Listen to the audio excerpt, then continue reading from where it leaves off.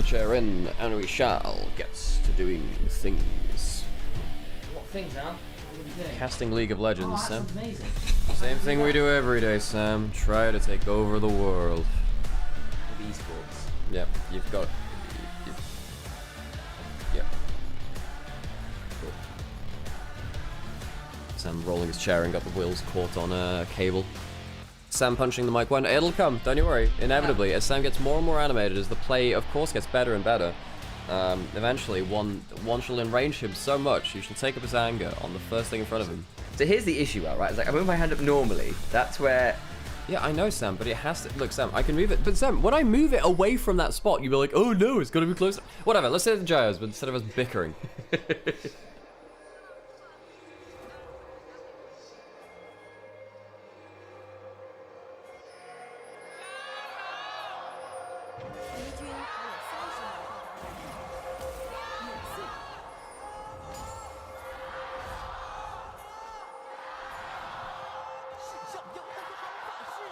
Very elaborate headdress in the audience there.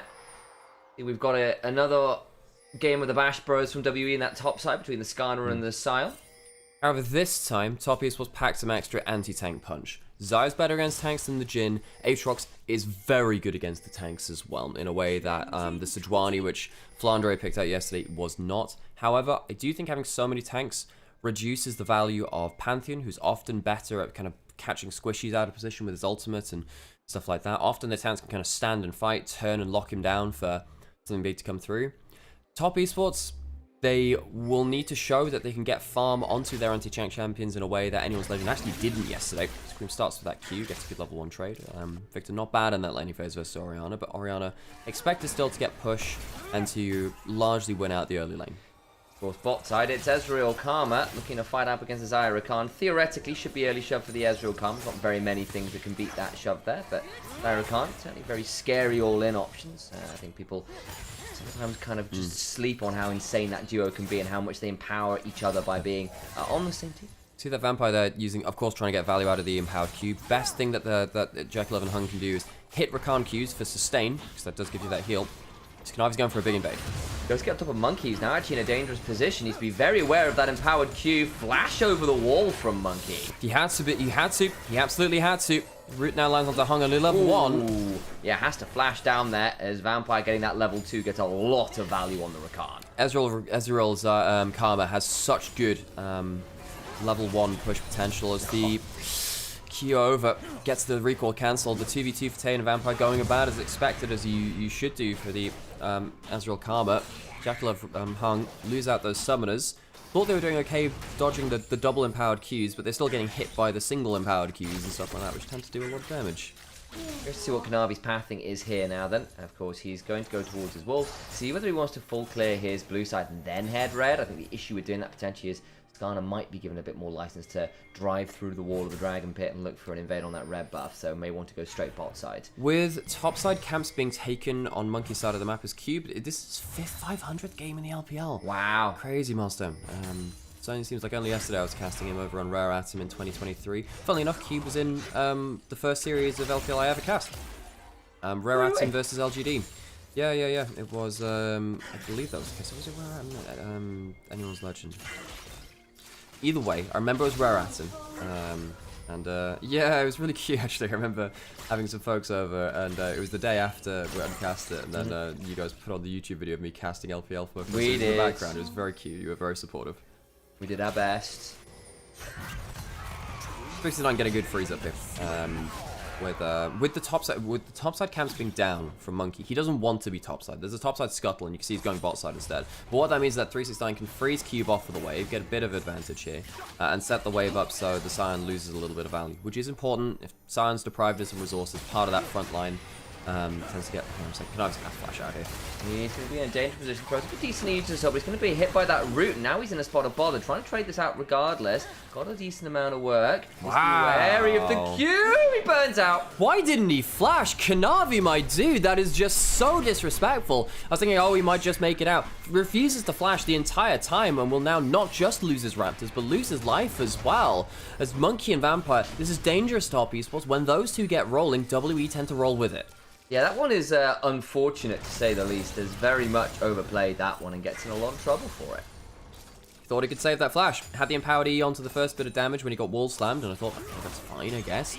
But to that, you know, you see all the skill shots coming in, refusing to do anything about it.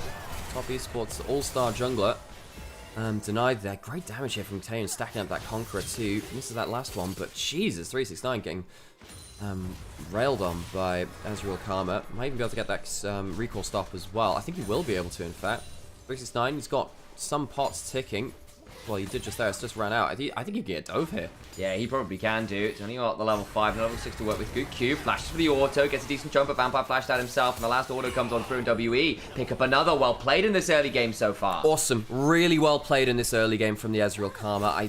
Typically, I'm not a fan of Vampire and anything non-engaged support, but I think he's been playing the pressure well. And Taeyeon, knowing how much damage he has in the back pocket has been really impactful. Jackulov and Hung, they were getting bullied about in the early lane. Karma goes to invade into Kanavi, and now suddenly 369 dying under turret, and a lot of this comes from that Ezreal Karma. It's really good stuff. Again, part of the lane pressure, part of the invades, and then finding the dive after. You can't really ask for much more out of that duo, and Vampire in particular. Very active on the map on the Karma, which can sometimes be a little too locked to lane if you're not playing with your mini-map on appropriately. However, Cream doing well on the Victor. 369, despite the death, still going to be fine in terms of composition. My issue with WE is not necessarily about the laning phase. However, that's an important fact for them, because if they can deprive resources away from the carries of top esports, their tanks will be safer. And I think this game will be much likely. Hang on a second. 369's going to get wall stunned here. He does not have the stuff to deal with that. Does have at least that world end to work with, but I don't think it's going to get out of range of the tether there. The focus resolve comes on through, and now 369 trying to get some healing, and then it becomes the Ezreal. It's a second kill on over. Pushing up way too far. Don't know why he walks into a wall against a Skarner like that. You're not safe there. This is simple stuff. Much like against a Poppy, you do not want to be close to that wall. And 369, Jackulov, Hung, Kanavi all feeling the bite of Monkey, Taeyeon, and Vampire's kind of early pressure. Be invaded again. Gonna try and start up these raps, but I don't think you can be there, Kanavi. That is gone. Yeah, you've not supported your bot side of the map. Monkey could get a wall stun through. Taking a lot of damage from the Pantheon. Actually, with some TPs coming through. That true shot barrage landing is going to make Kanavi's life a bit trickier. Does end up giving the rap to camp up. So he still has flash, so he can still use that, you know. But he doesn't have his empowered ability. Monkey has 6, Kanavi doesn't, because Kanavi has fallen down a significant amount of CS now. Dragon can get started. It's not like Kanavi can really contest without his ultimate, really opening up another angle and giving him the Descent armor shred as well on the passive of that ult. Top Esports this early game has been pretty woeful. WE have been on the map first. Top Esports have been disrespecting, and when we were saying, hey, well, Top Esports really kind of expected more from them in the split so far. I know they're 4-0, but this is not a clean start to them. This is what we meant. Dragon goes over towards WE, but Top Esports, some worries about this team and the way they're performing. They probably should have lost to Invictus Gaming. There are a couple of other games which felt a little bit like a missing ping above their heads, and this one, well, I mean, they've got given the Pantheon. They're super OP. They have a lot of champions they're very comfortable on, and they're getting a bit bodied. Really are. Over towards the grubs we go. WE up 1,000 gold. Monkey's coming on over. Hunk's going to try and body block him out, but he's still better where his underground entrance. No, level 6 for Kanavi. Monkey, an opportunity to drive someone into the wall. Kanavi now in danger, hit with the Impale. No chance, but he eats assault down. Going to try and find this snipe. Gets flashed on. Jumps forward onto the Skarner, but is likely just going to die. What are you doing, Top Esports? He ended up, the ult comes out for all that. Kanavi decided, look, I'm dead, but I want to get myself the 2 grubs. He did end up dying for that, but he ends up getting the second grub. Kanavi didn't have the level 6, they weren't in position, and Top Esports are not moving around the map with purpose. They're just kind of wandering into an area of the map and hoping that it'll work out. You'll notice there that, Cream didn't roam over towards the play. He has gone towards the Rod of Ages build, but FYI, it's not going to be the Blackfire Torch, which, actually, Sam and I talked about this at length after the series yesterday from Anyone's Legend versus WE because of that Victor versus the Hyper Tank matchup game that we saw yesterday. And I think our conclusion was either you went for the Bloodletters after the Blackfires, like Rookie did, because it feels like the double burn of Blackfires and Leandries is actually a little too weak, especially in the early game until you reach 3-4 items. Or you go for Rod of Ages, Leandries, and then eventually end up your way up into something like the Bloodletters or a Riftmaker, and you become unkillable in a way that the other build simply isn't. So I think Cream on track towards a better build in this game to do what Shanks couldn't against a similar lineup, in a similar position to carry against a heavy tank array from WE. Not that Scion, the Aatrox. They're in waves.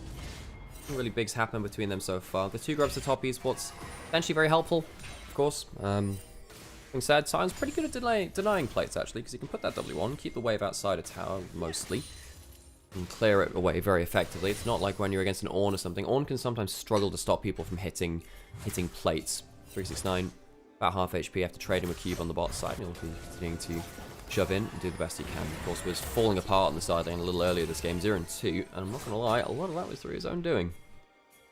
It really was. And we're looking at the game state where W have got a 2-0-1 Ezreal, who's up a fair amount of gold. We've got the Skarner well ahead of Curve, a Monkey on the Skarner. We've already seen be a bit of a carry threat across this year in general. It's set up to do so again. And I think top esports are in a really tricky situation, being down this early amount of gold. Yes, you've got some scaling in this game, don't get me wrong. Messiah will do fine as the game goes on, but you are also into a team that will match your scaling mostly just fine here with the Ezreal, the Orianna, the big front line. Sure, the Karma might fall off a bit, but in a lot of ways, her work is done. She's gotten the lead and pressure she needed. Can't be as obnoxious as possible, and I think in particular, having someone like Kanavi be behind Curver is never a sign you want to see for top esports. Nice chunk there from Jackie. Force a flash out of Vampire as the quickness comes on towards Grand Starfall coming on in. Taeyun was hit just by the very edge of that quickness. Jackie goes forward. Jackie! Goes forward, trying to get up to Taeyun. Goes 1-for-1. Rest of the play now happening as Hung flashed on out the battle dance. Both supports down that summoner spell. A 1-for-1 and summoner's blown everywhere you can. I don't think Jackie thought he was going to die there. Had barrier. I mean, I suppose he still would have get traded back in the extended play, but I think that would have opened up an angle for Kanavi to fight a little longer. They get themselves a kill. It goes on to Kanavi, whereas the other one goes on to Taeyun, who's now 3-1-1 on the Ezreal, having a good game on this pick. And really, Taeyun playing well. It was the start of the success for WE. Junglers run into each other. Monkey probably does win this trade now, actually. But we'll back out. Doesn't know who else is roaming, and indeed, there are 2 people around and in the area. It would have been Cream and Hung roaming to the plate. Top esports get themselves their first kill on the board, but it cost them a lot of summoners and the life of Jackie Love. So, Dragon spawning in 45 seconds. It'd be second of the game for WE and would be not quite beat strength because they didn't get the 2 grubs worth noting. Of course, we had that Kanavi dying 4-second grub a little earlier on. A question in chat. Is WE going to win the first game? Which I'm sure it's a common question, whatever. It's been a good early game for WE. 1,000 gold lead, getting ahead where you need to get ahead in this Ezreal and the like. However, need we remind you, WE's problems this split so far, after starting 0-4, have been about them being anti-clutch. Their individual performance has been about the place. Top esports, their early games have looked pretty awful. However, been very clutch. They've been very clutch in the team fights. Scion flying in, not achieving that much. That was a bit of a struggle in the mid lane as Vampire got traded onto by Jackie Love, and Jackie Love, the other side of things, had to dodge his way out of that Scion ult, as we were saying. But WE, the later this game goes, the more you have to get worried for them. They have looked pretty terrible around late game objectives, and that is not a way to win League of Legends. I think that is fair to say. Kanavi heading over towards the Dragon 369 begins proxy farming. Does have teleport, does 369. Cube has just burned his. Makes things a bit interesting, especially because he did just ult towards that mid lane. So there's a wild way 369 on the roam here. Get a lot of value, especially having proxied the wave into turret. I don't think top esports need to fight this. I don't think they need to. Yeah, wave into top lane is nice to deny some extra little bits. Remember, not really that much damage coming in for the Aatrox just there, He's not got an item, that's why. Yeah, you're absolutely right. And I think that'll mean top esports doing the correct thing of not fighting the objective. One thing which I do appreciate at top esports, they are willing to slow roll a game. Right here, it's not great that they give up another dragon because, there is the Hextech Soul on the Rift, as we see now as the second dragon goes down. If W get a Hextech Soul, yeah, you're boned. There's no 2 ways about it. Jack Love going to get rooted up. He could actually die here. He needs to be really afraid. Rooted a second time this combo's actually happened, as Jack Love needs to be very careful popping the ult. Does indeed. Taeyun now in danger, trying to get out of there, but it's of course down all his summoners and goes down. Nice pick-off on both bot laners. Monkey turns up, but it's only to observe the corpses of Taeyun and Vampire. Oh, how dare I disrespect Jack Love. Of course he knows what the hell he's doing. The Pantheon all over the top, and it's Taeyun and Vampire, who had the great early game, who are the ones to make the big mistake. Monkey forced a flash away from a Rakan W as well. But this is one of the problems with the Ezreal Karma. You think you are gods in the first 5-10 minutes of the game. A little bit beyond that now, and the global has been unlocked to that Pantheon, amongst other things. Taeyan and Vampire, despite the good early game, may have just made the play which lets Top Esports take over. They're in a gold lead now. Navi now potentially in danger, needs to potentially back up on this one. There's Navi in danger, will likely fall down here and does so. Unfortunate there. Takes a long time for him to die. 369 has flash, has ult. There might be another wall stun coming through, but I realistically don't think there's a kill angle here. 369 in danger, may need to be forced to flash, gets hit by that decimated smash. He's actually going to take quite a lot of damage here, gets a big death string as dance heal, flashes away from the shockwave, could only get more, needs another Q, won't find it, and they do get the kill in the end. Takes a long time, but they bring down the Aatrox. 369, the first number of his name now at 0, 3, and 0. Herald open up for WE, and despite the fact that all of these kills happen in return from WE, it is actually going to be a gold lead for Top Esports. This is how it started. I thought, well, you know, you're walking up 1v2. JackLove really knows what he's doing here. Has a ton of damage coming through. Hung's on the roam. Taeyan wastes his E and they die. JackLove doesn't have ult this time. Might be in danger, just managed to back away for a second, but the extended battle dance range from Hung is good. Force the cleanse there because of the feather pull. Vampire needs to speed himself away as well. I really don't like how Taeyan and Vampire are playing through mid lane. The early game, we sang their praises, but right here, this is where our worries about WE come in. The later into a game it goes, the less the game plan seems to fit for WE for certain players, and Taeyan and Vampire just taking the wrong aggressive trades. Now, if you're going to take a bit of a chunk there from the decimating smash into the Soul Furnace proc, Karis is coming on over, can speed themselves up here.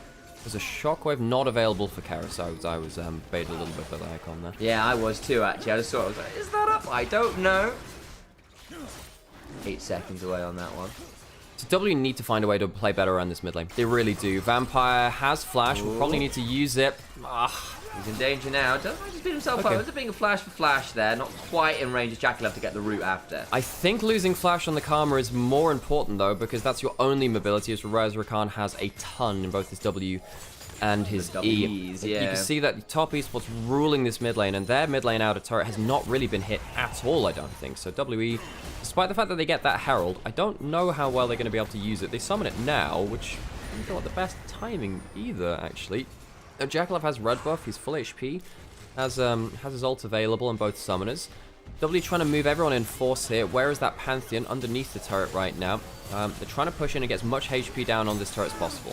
They very much are. Shockwave on 3! Nice value. JackLove has at least managed to ult the Impale after, but Kanavi is a dead man. Jackie, very low, needs to run away. Tier 1 in mid lane down. Cream is turned up, throws down a gravity field that doesn't get all that much value on WE. Finally find the good coordinated play in mid. The reactions are not on point for Top Esports as Karis hid the ball within the tower. Big mistake. You had a Pantheon E and you had the Xayah ultimate. Neither of them are pulled, and that's the play which WE were looking for. They've been overforcing in mid lane an awful lot, and right there it finally works out for them. Karis being a bit of a savior. Taeyan and Vampire couldn't get it done in the mid lane. He does it himself.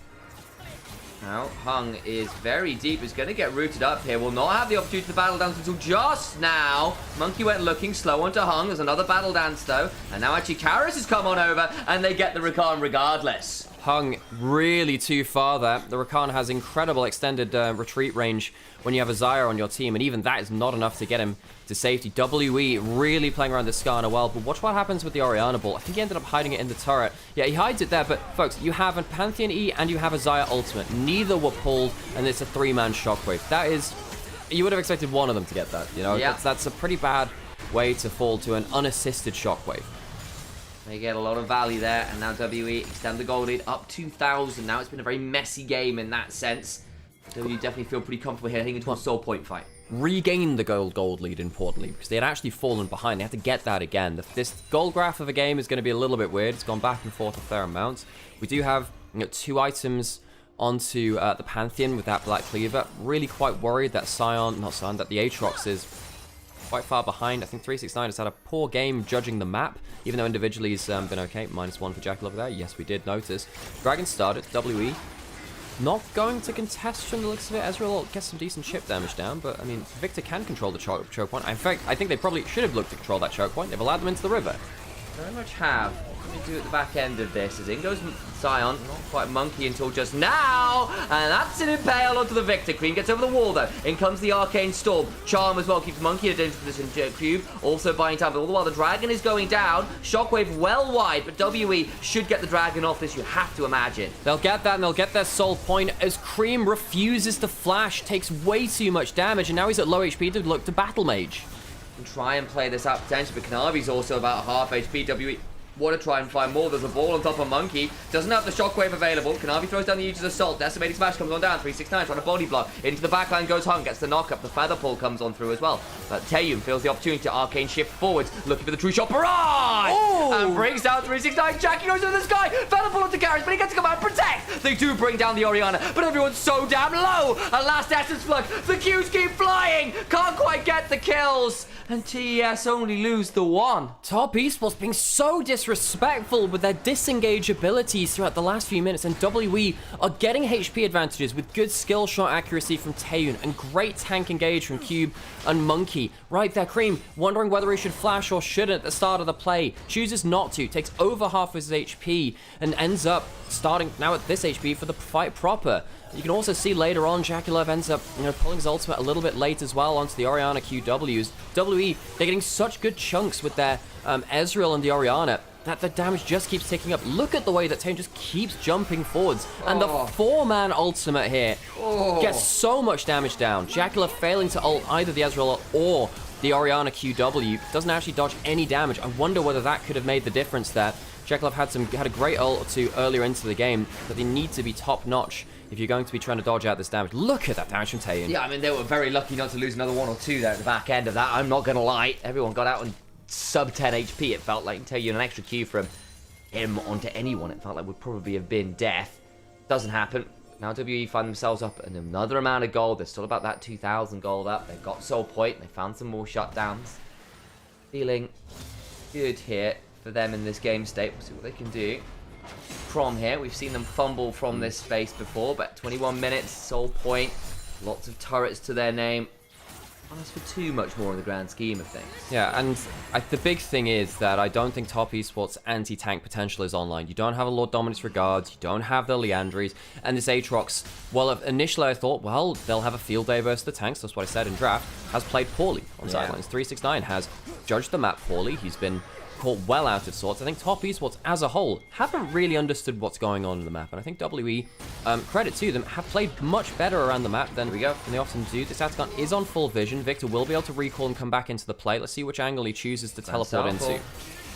Anthony could definitely come dropping in. There's that teleport towards the top side. Bush down to 3 KHP. It's going to be gone. It's just too late. Way too late. Too late. In comes Kanavi. About 2 seconds too late on that play, but all the while damage goes down to Q. Actually, good damage on a Vampire. Needs to flash one out. Let's go down to the Aegis Assault. True Shot Barrage comes across multiple people. The Shockwave doesn't get as much face. They're hoping as Monkey gets chunked up, but not quite down until just now. As the Shield Vault comes on down. Cube flashing on out. Slowed down though. Has got a Blast Code. Interrupted before he can get too much further, but just into the rev bump. But now 369. Potentially in a dangerous angle, but can't quite find a way over that wall onto the low health bars of Taeyun and Karras. Atacon for 2. WE don't get that many petals out of it, because Top Esports was to claim most on the map anyway, so it's only 21 to 17. It's an advantage, but it's not as big as it could have been. This should also allow Top Esports to get, I don't know, I was about to think they could get the top lane out of turret, not able to do so quite as much. Cream, good angle there, had the 2-item Victor team fight, so he had that Rod of Ages Leandries caught, and that allowed him to just solo hold off the backline.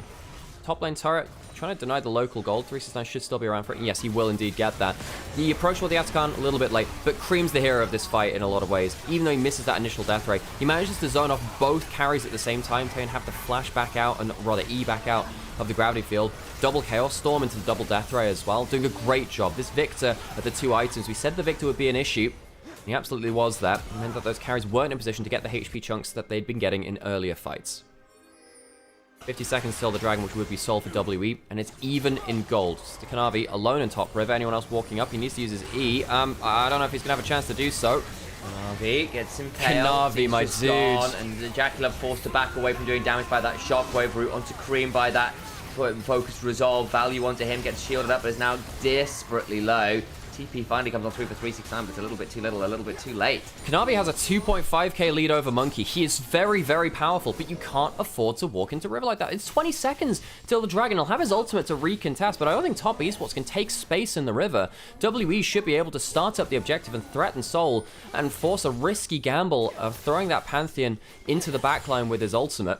Monkey did have to recall though, and yes, you got Hex Gates, but it doesn't mean he's not on the map right now. Overcome Top Esports, trying to get on in. 5 seconds on Kanavi, does have the Grand Starfall, can rejoin on pretty short notice here. That's important now. WE, because of that recall, have not been able to start up the Dragon in good timing. Pantheon will have Hex Gates and his ultimate to get back out, as we've mentioned before.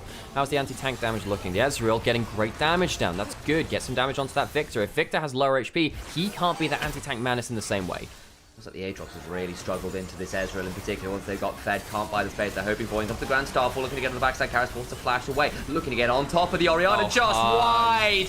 The exhaust comes on down. The Arcane still not getting that much value. Cube buying up 3 people's time. Kanavi trying to do the same on the other side. Should be able to do so. Cube survives. Kanavi goes down. Root onto Monkey. Redemption. The late ult is so good, and the ult is late. A third late ult in this game for Jackulov. Over and the shockwave hits. Gets on to 3. Monkey in the backside drives into the bird. Flash on now, but they're getting all the kills in the River regardless. Jackulov falls, and Top Esports find themselves on the bottom. WE's tanks stand strong. They are the ones which end up holding the door shut as a terrible engage from Hung goes through, forcing a flash out of Orianna, but just leaving him completely dead. Hung, a player that was just switched on to Top Esports away from Weibo. They switched out those supports, coming off of a split where I thought he would honestly retire. He's had a good split so far, but this moment here might have actually just cost them the game, using that limited engage of that Rakan on this team onto a target, which managed to get away to safety. Baron will go to the side of WE. Hex Tech Soul is there already, and WE should be in position to close out this game 1. I think that is looking like a likelihood at this point. 3k up. Baron to their name will extend that significantly. Hex Soul on top of all of that when you've got poke champions like Ezreal and Karma. Kanavi dying before the fight is of course a huge part of this too, though.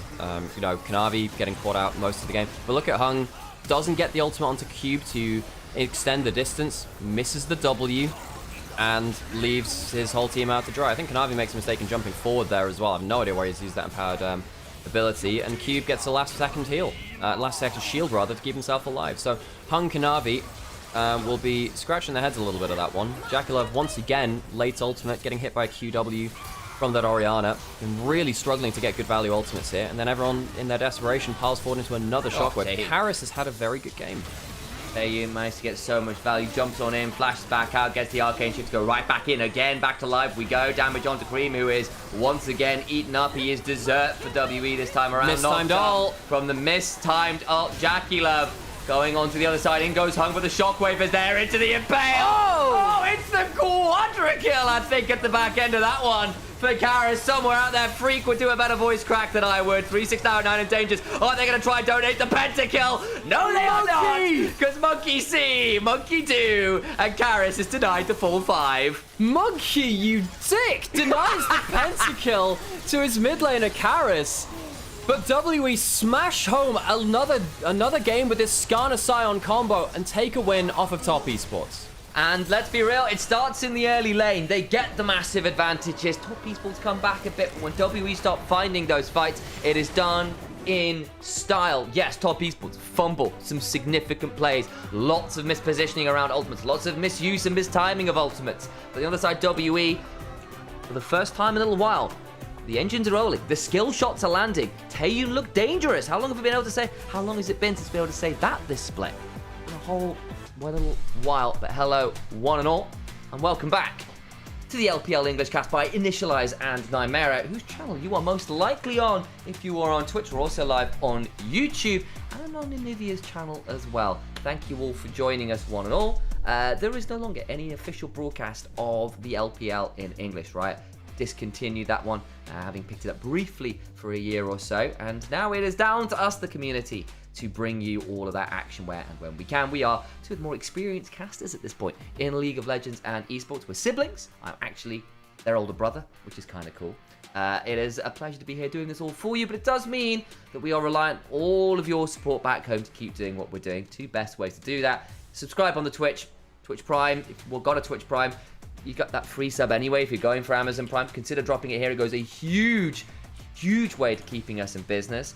The other side of that coin, of course, is if you are a Twitch user, please do consider using Ko-fi. We have now got a Ko-fi link, and if you're not a Twitch user and want to support us anyway, buy us a coffee that way. WWE take the first game, and Top Esports, this is why we have reservations about this. They have started 4-0, and W have started 0-4. However, Top Esports, they arguably should have ended up losing to IG, and be a difficult curveball. Okay, I'll throw two things out, and I'm curious what your thoughts are. So number one, Ziggs did get some very hefty buffs in the last couple patches, like seriously hefty, but basically everything but his satchel got buffed. So particularly in mid-game, it's mostly around AP values, and those AP values went significantly up. So Ziggs in the mid-game right now, 1-2 items, hits like a truck. It's pretty ridiculous, so I think we might start seeing a little bit more of Ziggs anyway. And two, obviously Callista's been nerfed fairly significantly of late and hasn't found a lot of success. Yes, this is Top Esports though, so one of the teams, if they were ever going to work, if it was ever going to work, let's try that again, it would be Top Esports. But I'm curious then about how that much of those kind of changes to those champion success rates does affect the game. Coaches, fist bump. Sam gave you some extra analysis there, which I do agree with. Ziggs can be very important, especially with those buffs, to get that first reset. WE are playing through Viego resets though. Monkey's had this banned away from him. He is a good Viego player. We'll need to get value out of it though. Indeed, and again, it feels like I've been having this conversation with a couple of people. So I was chatting with Nymaera, chatting with you, chatting with Aragon, basically the people I cast with for a minute in a lot of ways. And we were all having this conversation and basically saying, look, Viego at the minute feels like he's kind of a lack of all trades with the very harsh words from Aragon. But he is a very defensive champion. He's got hard to shut down. He farms well, but he often feels like he does a lot of things, and he's quite easy to hook a composition around. But how strong is he really? I disagree with lack of all trades, because he has one specific thing, which means he is a master of a specific thing. And that to me, it is actually just contradictory to lack of all trades, right? Because he's the only champion in the game which gives you that reset win condition in meta right now. Yeah. It's literally the only champion in jungle which does that. I mean, Master Yi used to do that in the past, but it's been a very long time since he was meta in any way. And that's actually why I think that's like my thread the needle for Viego in terms of, if you are going to get value out of this champion, it's through mid-table and bot-table teams looking at that Viego and recognizing we can win as long as we get that first kill. So while he may be... simplifies your game choices. So while he may be a worse engager, a worse farmer, a worse skirmisher than many other champions, that specific thing means that he ends up getting huge value through, and it can end up being literally game-changing. Because why? I will give him the benefit of the doubt. For teams like WE or other teams which are struggling right now in the split, give yourselves that obvious win condition. Monkey is obviously comfortable in the champion. If you get the resets, you can win. That is always going to be valuable for Viego. See how it goes. We'll need to work here. WE won the first game and did so convincingly. It's another draft which should be safe, fairly comfortable. Monkey is at his core an AD skirmish jungler enjoyer. He loves his farming carries. He is a Graves player, guys. He loves his Viego when he gets the opportunity. Not always easy to get a hold of those champions in the current meta. Viego, as we said, sort of around and about, but in very specific scenarios. And for WE, might be exactly what they need, because it does feel like mid-game they can get a little bit lost in terms of how they want to play, how they want to win. Might be their way to do it. If they can 2-0 Top Esports to break the losing streak, be a hell of a statement. Monkey, not a bad person to roll the dice on to make that happen. A little bit of a delay getting into the game. See those camera angles fading out and fading in and fading out again because the camera operator is there being like, stall for time, find something interesting in the crowd. Look at the players, they're doing something. Look at how much they're talking. Look at these comms live on stage right now. I'm going to assume it's just a small problem on stage. Doesn't look like anyone's particularly flustered or any refs talking to anyone in particular, so we'll figure out as we get into it. Top Esports, a bit embarrassing in game one, honestly. Yeah. They are 4-0, just our big line for today. Top Esports, a bit shaky in their 4. It's not the dominant 4-0 that you normally see. You look at the table and say they're top of the table. Obviously, they're doing the best, right? Questions on that, really. And of course, Top Esports were knocked out by Team WE last playoffs as well. JDG already got their revenge. That was also shaky in a 3-game series. Top Esports could do exactly the same. And of course, they'd like to. WE reached top 4 for the first time since 2021 in the last split playoffs.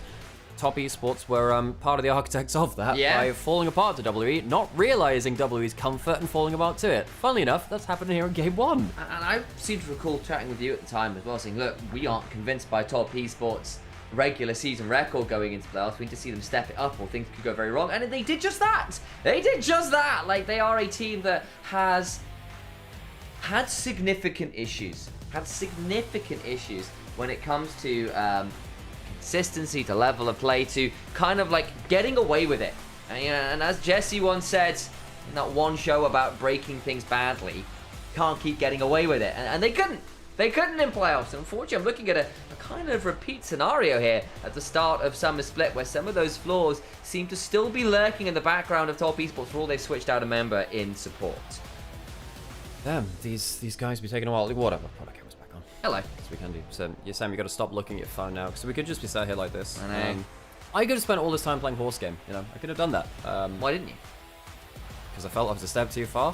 You know, like I feel like as soon as draft happens to the end of the game, that's kind of serious mode. You know, we might actually be going into game now. We might actually Have to be serious. There we go. Yeah. It's again, it's serious mode now. No, you're not going to be able to see the continuation of the Tokai Teo, the Teo Monarch campaign that comes later. Has an event, by the way.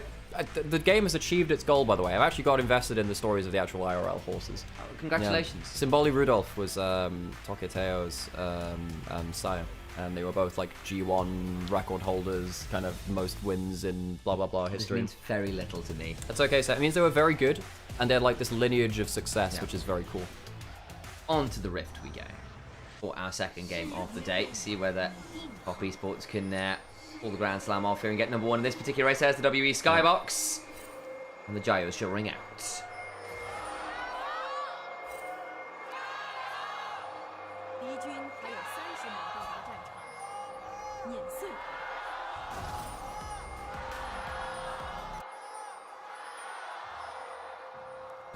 Well, Top Esports 4-0, WE 0-4, and yet in game one you might have imagined it was the other way around at points. WE with the mid-game spike, according to various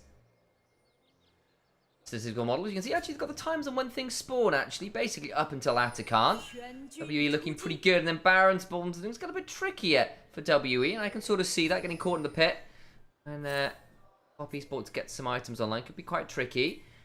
Renata plus things like Shinzao, Kasante, actually quite annoying because they get to keep fighting for longer that way, and they've got quite a good extended fight of Top Esports, weirdly.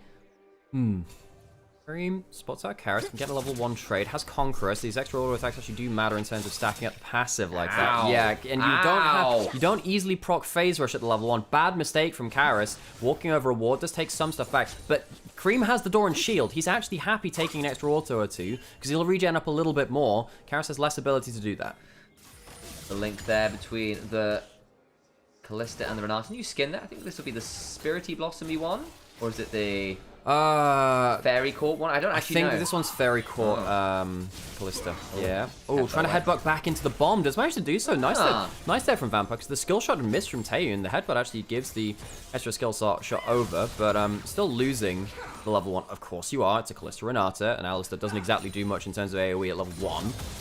It's a nice handshake off that, and Vampire now in danger, forced to flash. Tried to keep playing with the head button.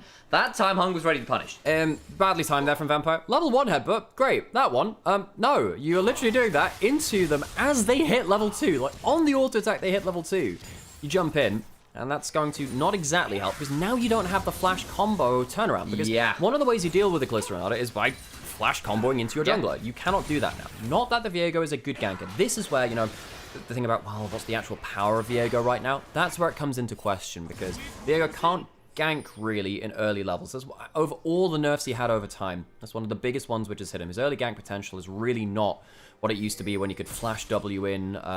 The big combo that was missing from him was being able to EW. So while you charge up your W as the E hits the wall, and you kind of come in invisible. Really nasty at that point. There are some ways you can do invisible stuns, but it's not appropriate to most early ganks, where you hit the E on the wall, charge up your W out of vision, then walk out of a brush or whatever, and you'll still be invisible because you re-cloak, basically, after a while of your channel time. And that's just not really easy to do for ganks now. No, it's not. We'll see how it goes from here. And again, if it does get late, I can see how the Rise, the Ziggs, kind of just become really challenging to manage. Of course, Ziggs, I think in the later stages, could still be kind of at risk of Shinta, Kasante, Akali all diving at you, and how many times can Ziggs jump away with a satchel in time to get out to safety? You know, it's a tricky question.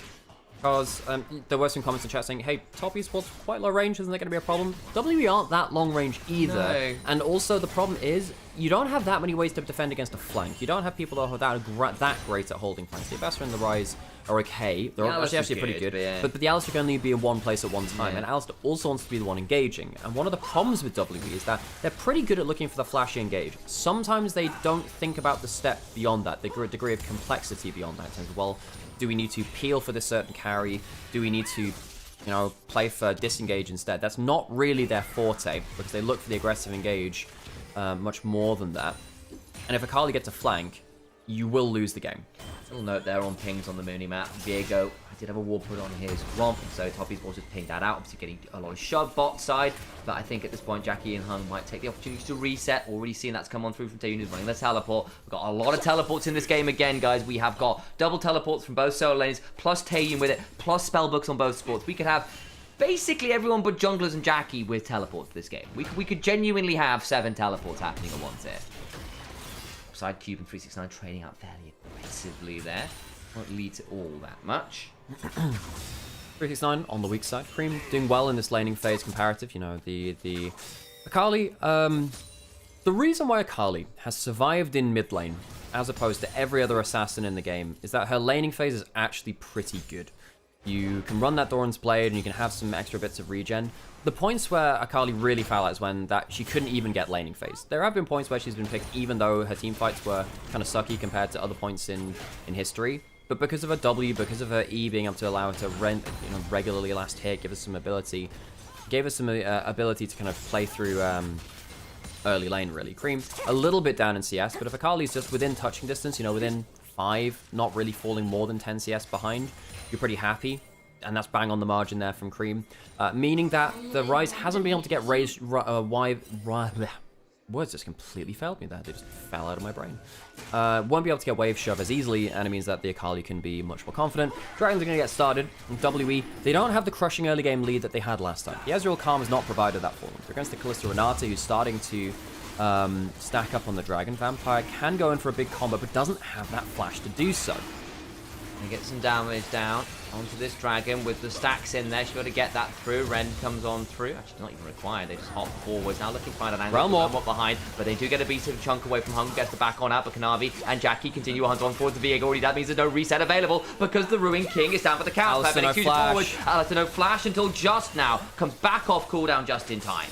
Vampire tries to set up for the Realm Warp, but they just don't have the damage just yet. They don't have the 80 carry for extended DPS, and the reset potential dies too quickly. Monkey jumped on by Akali, and it is a big problem that Cream gets the kill. The Akali getting gold means that this Akali can assassinate your Viego, your Ziggs, before they can become terrifying prospects in team fights for Team WE. Top E's what's a much better early game than game 1. Cream will go back towards mid lane. Hasn't spelled... again, words are just falling out of my brain at this point. Spend his ill-gotten gains. So is Monkey trying to get that stun over the wall, but I just don't think... I don't think WE realize which target they want to go towards. Half people want to go towards Renata, half of them want to go towards the Xin Zhao. Big mistake going on early game Xin Zhao, by the way. Vampire only gets the flash up, as you were noting, halfway through that play. As the ambulance outside was, I guess for W around that. Thank you, ambulance outside. I've no idea whether you can actually hear that. There is an ambulance. Krankenwagen. We are in a capital city, a busy one at that, so, we do occasionally hear the Krankenwagen outside. Is it? I'm assuming it's der. It might be D. If it's plural, then die Krankenwagen, yes. Krankenwagens. Well, no, that's not plural for... in German, you don't just add an S for plurals. That's true. Sadly, they have more complex plurals than a sound.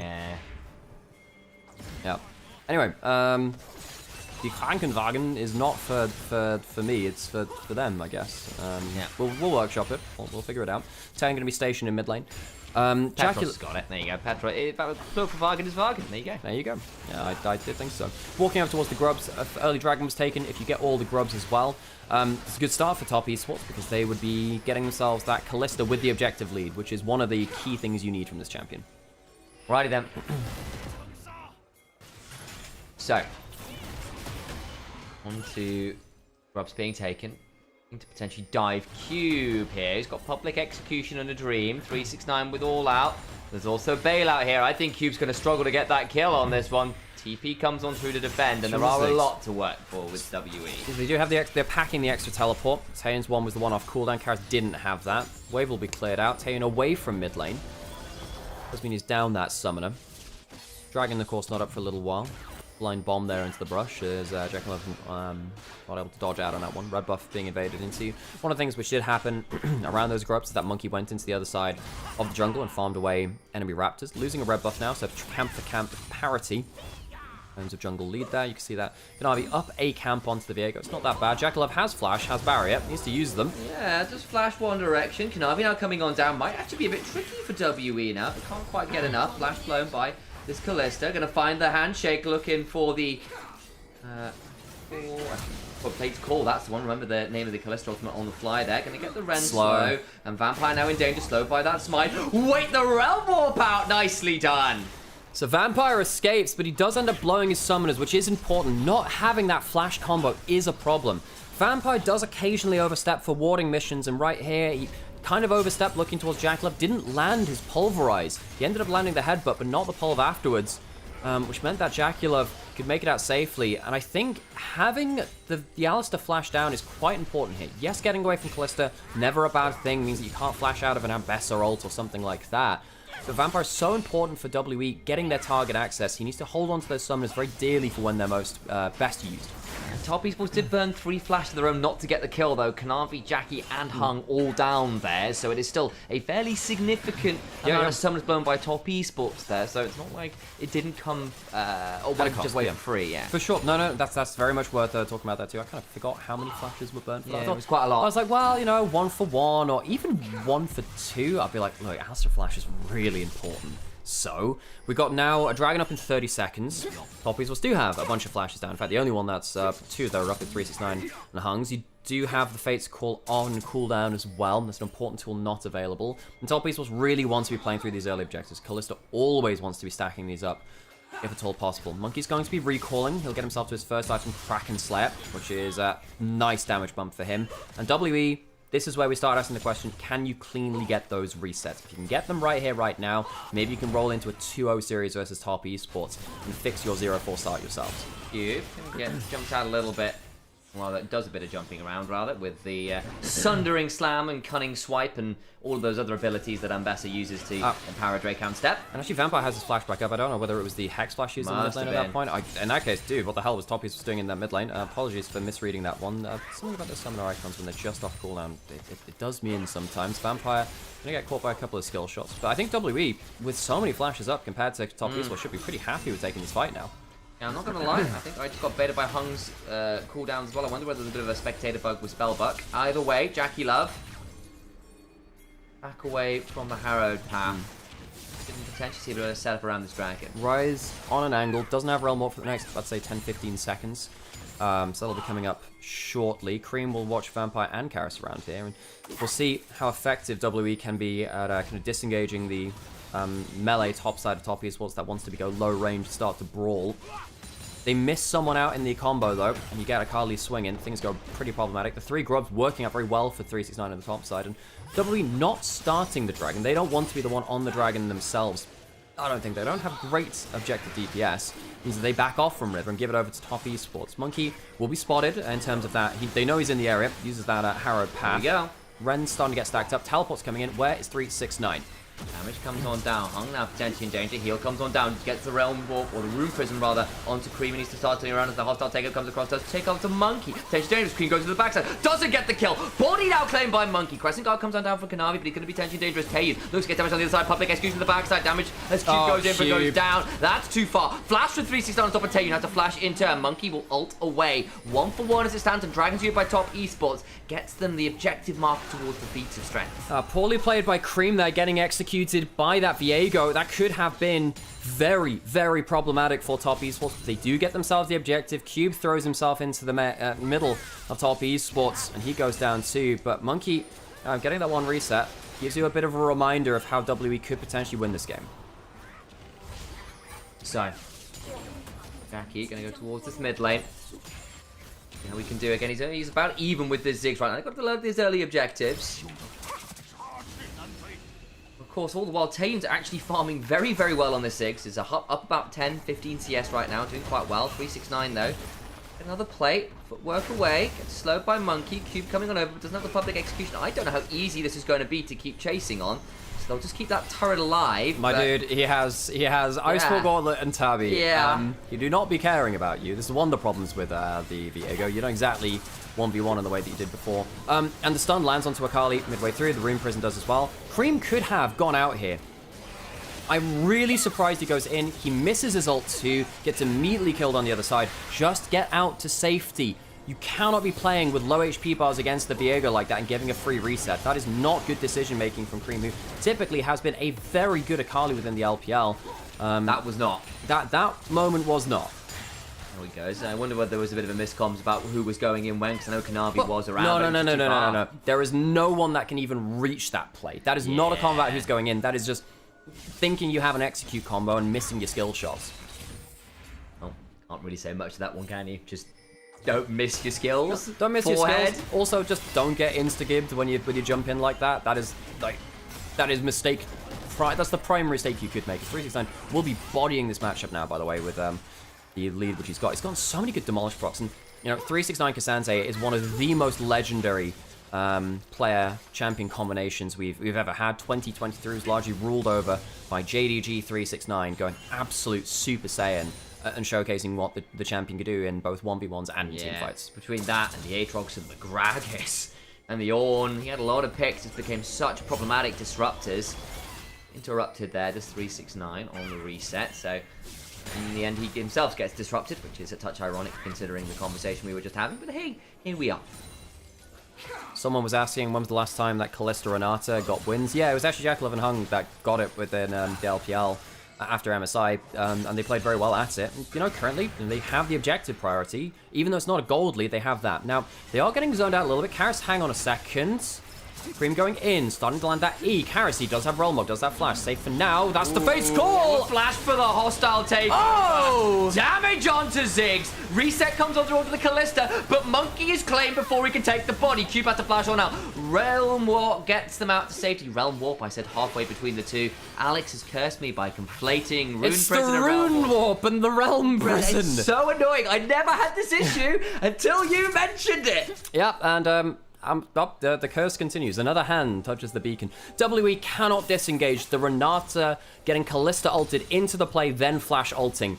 There's just no way that Taehyun can survive. And this was my issue with the Ziggs locked in. I just didn't think they had to disengage to protect him, and I don't think they do. Taehyun gets blasted, even though he's right at the back of his team comp. 369 is going to get a ton of gold from that tower in the top side. It will be the first of the game.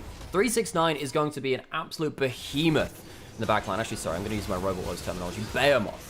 I much prefer that pronunciation, but even though I think it's technically behemoth. But anyway, Kalista ult.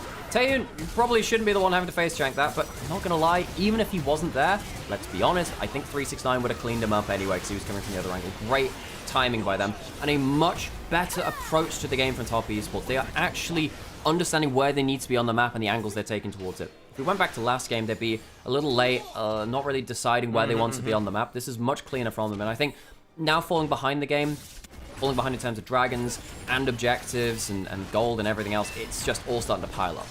369 trying to get some value here. Jackie did go down at that last play, but the problem is everyone else very much did not. 369 eats a fair amount of damage there. Didn't win that one as freely as pot as he did earlier because the Eclipse has come on through, and level 11 also for Cube gives him that extra shred and Omnivamp, so a little bit better of a matchup suddenly for this Ambassador. He did actually have the Eclipse before, it just still sucks, not gonna lie. Yeah, I think most of it was just him being lower HP to start with, which meant that the execute of Q2 does a little more. Dragon has spawned, 369 teleports back in, using that last of that HP and top side to get a good reset. Comes back in, gets to be frontline Cassante, starts charging up that Q3. Not going to be able to stop the Herald charge coming through, so damage onto mid lane turret. And WE forced to take a slow approach to this. Guys, you are going to be giving up Infernal Soul points if this happens. Cassante currently tanking 3 people, but holding the choke point. They're choosing to give up the 3rd dragon to allow Cube a little bit of extra gold. 369 got the top lane turret earlier. Cube gets one now to even up a little bit in that top lane matchup. But Top Esports very happy. They have a very early 3rd dragon coming in, and it's not like the Ambassador getting that top lane turret is going to change that much in the individual matchup, because Cube was already behind there. Top Esports happy. And now I've got to ask, did anyone else, partake in the Robot Wars phenomenon, or was that a too British a thing? Okay, we should tell the chats some old school Hapgood lore. We are in the background of a bunch of Robot Wars episodes. We went to go see it live one day, and they just recorded a load of stock footage, so we're just like there in the background going, oh, like a bunch of times. But they kept using our faces multiple times. They just kept using like so we'll have to find a clip out at some point. So there's young Sam and Alex somewhere in the Robot Wars crowd. Back before I had braces done by jaw moves, it was buck teeth sound as well. Yeah, that's some old lore. That's going to be Cream under turret. Ult hits from Ambessa. Gonna get some value. Cream is in danger. Ignited! Does he survive with the pop Door and running? shield doesn't do enough. The pop running, the door and shield. Cream goes down, not playing defensively enough, and the point and click setup from the Rise comes up tops. They get themselves the turret. They use a lot to do so in terms of flashes and ults. But they'll be happy with that. They take a tower to open up the map. The gold is even enough. And WE pull off a slick combo under the turret. Cream, despite his pedigree on the Akali, getting picked off multiple times. And feels like Top Esports, throughout both Game 1 and Game 2, just feel like they can survive in side lane situations. They just have no right to do so. They've been quite bold about how they've gone about their side laning in this series. And WE have quite confidently stepped up and sucker punched them before they can do much about it. So, I mean, yeah, Cream doesn't have vision of everyone coming over, but, gets completely pinged out by a great Ambessa ultimate. Goes into a full combo from Vampire. I wonder whether he should have tried to flash the combo then get out.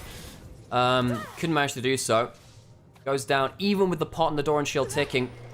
Ignite reduces some of that healing. Goes down.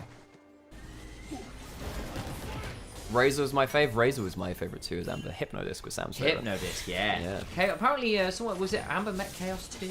Oh, Chaos 2 was awesome too. Ah, that flipper was so cool. Did we have like remote So control I ones, will. or? Yeah, we had like the mini RC ones. Atcon could be started at any moment now. But yeah, I think that roboteering has become a little bit too hardcore now, because now everything's so crazy. Like, you have these tiny death machines which just do... Look, the power scaling's gotten a bit OP, folks. Like, we've gotten into the Dragon Ball Super arc of this stuff, where everyone's like turning blue and everyone has LEDs now. Back in my day, you had to attach a fire extinguisher to it and be happy about it. Atcon is up. WE have good control around the bot side of the map, where the Atcon is spawned as well, because they took that kill onto the Akali, and they got the tower there as well. Slight gold lead for WE.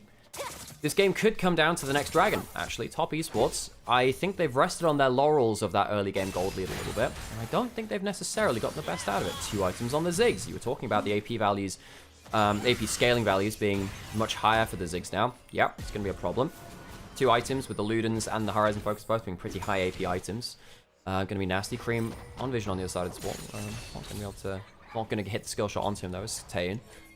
Things are slowed down a little bit. Karis has ult, no flash. Cream doesn't have second item just yet. Seraph's Rod of Ages, not quite ticked up for Karis on the Roa for the full completion of that. But I think, given how badly this early game was going, W are actually in a very stable position. Very much so. Very much so. It all goes from here as it stands. Dragon in a minute. W with complete control over bot side of the map. As soon as they took that solo kill, not solo kill, the side lane kill onto Cream and the turret on bot side, I think Top Esports have figured out that they've got no presence on the bot side of the map. They've had to like slow roll in it. Yeah. 369 is very powerful. Now he can start going on to Taeyin maybe. Does get some value, gets headbutted back away. That's some danger. Does survive, but it's a headbutt under the turret. But it's still flash off for Taeyin. The Ziggs, no flash for the soul fight, which could be incredibly important. 369, look, he's tanky as hell. He doesn't need to have that flash to be effective in team fights. He can just W in and brute force his way into it. Taeyin having no flash now against potential flash hung ultimate with the Fate's Call again is a big problem. Here they go again. Oh, tried to not Taeyin back, couldn't quite do it. The satchel charge makes things a bit tricky. Heal, getting by way, but now the teleport behind is creeping to the backside with the exhaust coming on down. Taeyin, so low! Taken out. Flash away from Monkey. Does have the ult, potentially the back of the pit, but all the while, of course, he's not there in the mid lane. Monkey has to go ult his way over the back of the pit. Even with Kadavi forgetting Xin Zhao mechanics of you can't knock someone away if you've applied your mark to them with your E or your W, managed to get the play, which starts off the dominoes falling. Dragon spawning now. Can WB fight and try and get a reset without the Ziggs? I don't think so. Cream going in, doesn't have ult now, though. A bit wary. I think Vampire could look on to the Akali now. Public execution. Creep's going pretty deep. Oh, 369! 369 with the beautiful Pathmaker. Interrupt 3. The Rend pulls out a few more spears. And unfortunately for WE, there's nothing to plug the leaks. They bleed out in the river. And Top Esports claim Soul. In the top lane, perhaps the Shire's god of carries. Zeus, the god of thunder. 369 is the god of motherfucking peel. The triple push away with the W charge up completely destroys the angle from WE. Kasance is 369's champion. Oh, wonderful, wonderful stuff. I want to see a 1v1 between him and Keen on the damn thing. Two of the very best in the world. Keen Sansei and 369 on the champion. Absolutely. And I mean, I need a replay of that. The triple pushback from the W completely shuts down WE. Sometimes 369 has a moment on this champion where you realize how goddamn good he is at it. I think Cream goes a little bit too far forward. The CC chain comes in. The footwork, and look at the W!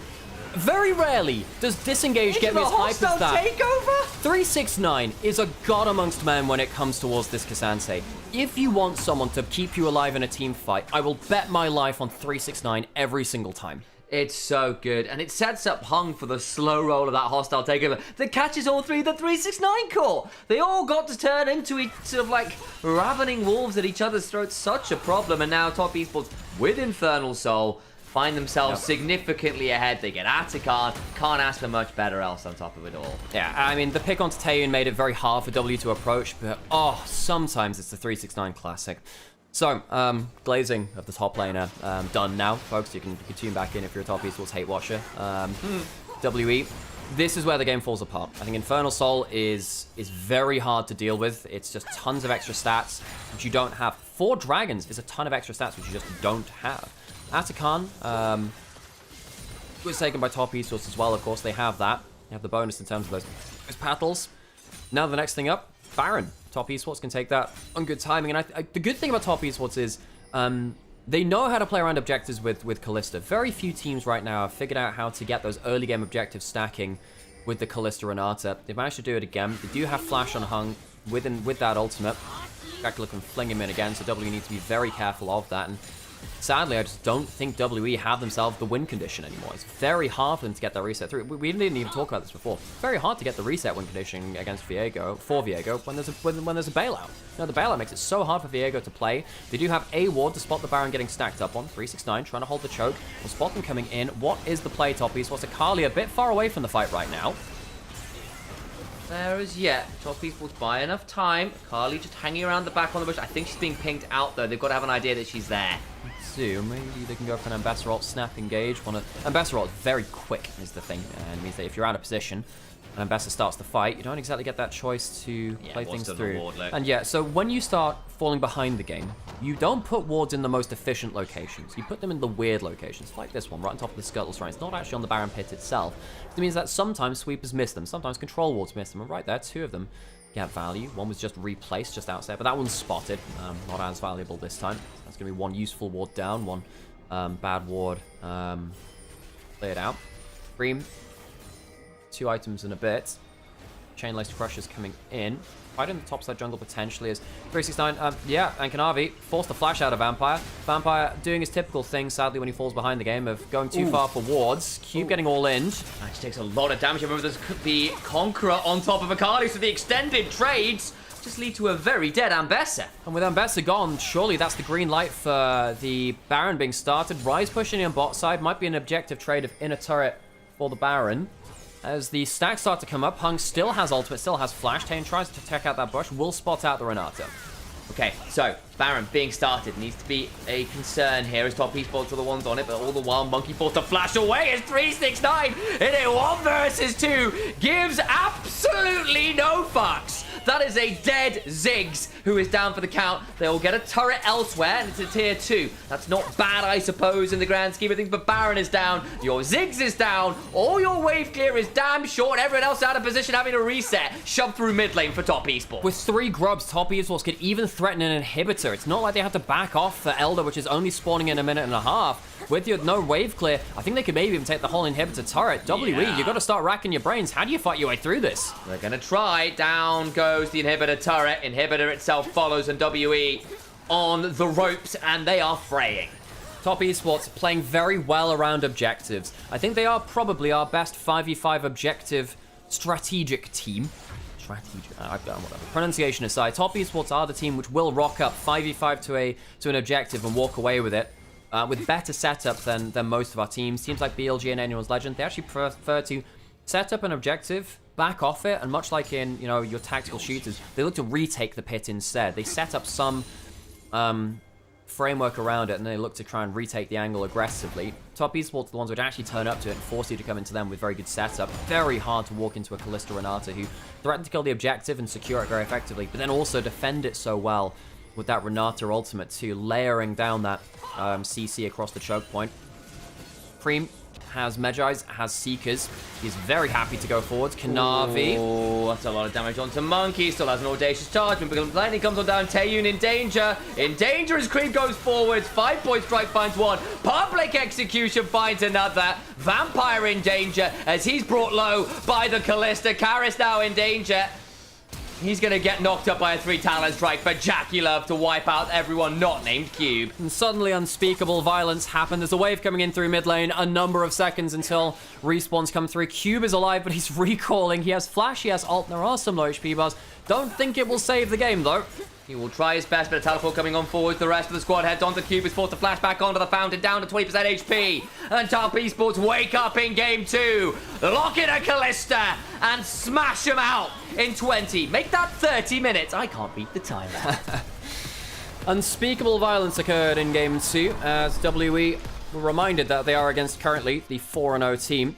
They've ran out of their comfort in terms of that double tank top side, and Top Esports still have a little bit more to dip into when it comes to that. Top Esports, a clean win for them in game 2. Oh, welcome back one and all to the Initialise Nymaera cast. I couldn't put my name forward for once. There you go. You're allowed to. I'm allowed to. There's a treat. In fact, you can see this is Nymaera. I am Initialise. We are brothers who cast League of Legends together for all of you back home, because there is in fact no longer any official English broadcast. It's us or any of the other co-streams or bust. But we clearly are your prime choice. Come on, see this. Listen to the voices.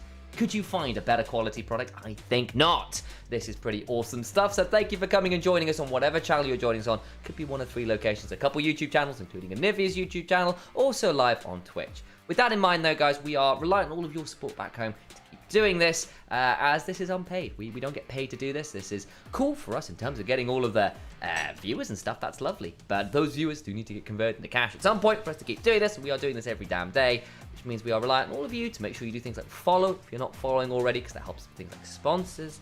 If you've got that capacity as well, do consider subscribing. Twitch Prime would be a wonderful option here on this channel, because you get a lot of value out of it. And hey, you get to avoid the ads and all the rest of it, and you get really cool emotes, and you get to support myself and my brother, which would be really, really cool. On top of that, we've also got the Ko-fi link. And if you are not a Twitch user, want to support us in a different way, Ko-fi is also a wonderful way to keep us in business. Okay, we will look through the highlights, we'll take a break, and it's horse game time. What can I say? Let's put on some adverts, we'll play some horse game, look through the highlights of the MVP, and we'll get through to what could be our last game of the series. Yeah. And of course, after this, right after, will be Weibo BLG. That'll be an interesting one. Yeah. No, BLG, of course, with Shadow in the roster, Weibo with Crisp, who was on Top Esports. And yeah, see how they end up performing. Are we not doing the TikTok? Not today. We're figuring stuff out on that still a little bit still. 210 still out. What are we trying? Oh yeah, we have the this thing. Yes, we have the big race now, don't we? Okay, we'll see how this works. We have pretty good stats. It's just seeing whether we can. Sorry, let me show you the stats briefly. I mean, 369 most damage, almost most damage. Cream got it. Pace with 3, that's fine. Because sometimes if there's like 9 in pace, you just cannot win this kind of race. How many notifications do I get on TikTok? I'm still getting a notification between every 5 and 15 minutes for the last 2 days now that I've got TikTok live access restored. Oh my god. Wait. The last one I had was 5 hours ago. Oh my god, it might have finally stopped. Holy crap. Oh my god, it's finally stopped 5 hours ago. Watch the bowling alley animation.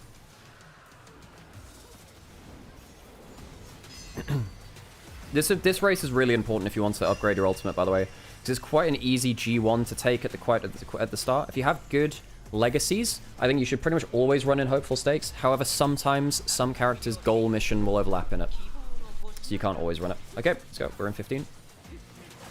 No late start. It's good. And we're running Pace Chaser with another 3 people in it, I think. There's a couple doing front running. So we'll need to break through the front running pack at some point at the end of it. We have good stamina, especially for this point in the campaign. We should be fine. Good positioning. We're not going to get boxed in right now, at least.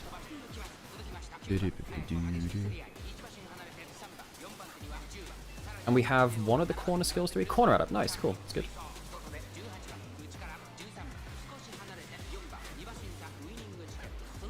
How rare are the shoes?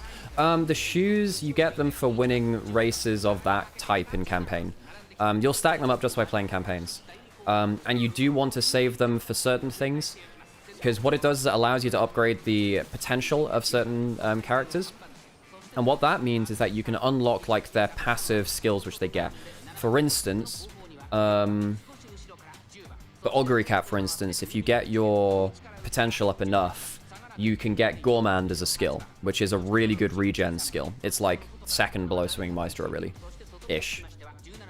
I think that's when you get to like potential level 3 for her, which is pretty good. I think it's Agnes Tachyon as well, gets really good potential 1 and 3 skills. Even though she's a 1-star. By the way, if you ever get Agnes to 3 stars, you are chilling. Because her ult is effectively a free Swinging Maestro again. Well, it's not, well, okay, it's not Swinging Maestro because that's Super Creek. But, you get like a gold recovery skill as your ult, which is insane. Nice.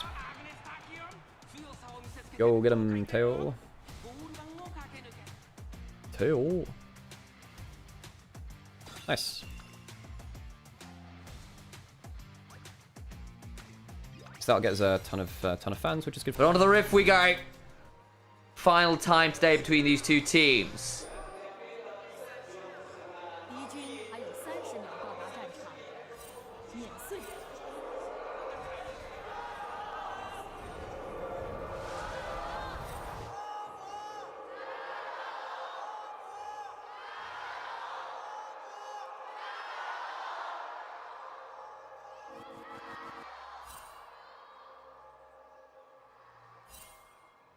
WE and Top Esports yelling at that one.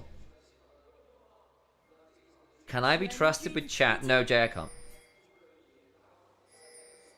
Absolutely not.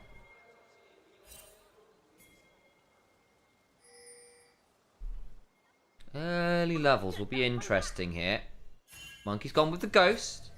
Run at people. Doesn't mean if you flap poorly, and I'm getting run down regardless. Doesn't mean that walls become Olaf's greatest enemy.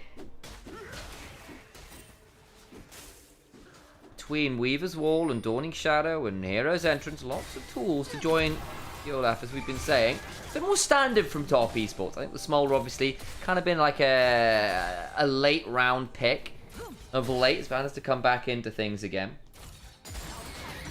See that it works, of course. Always easier said than done.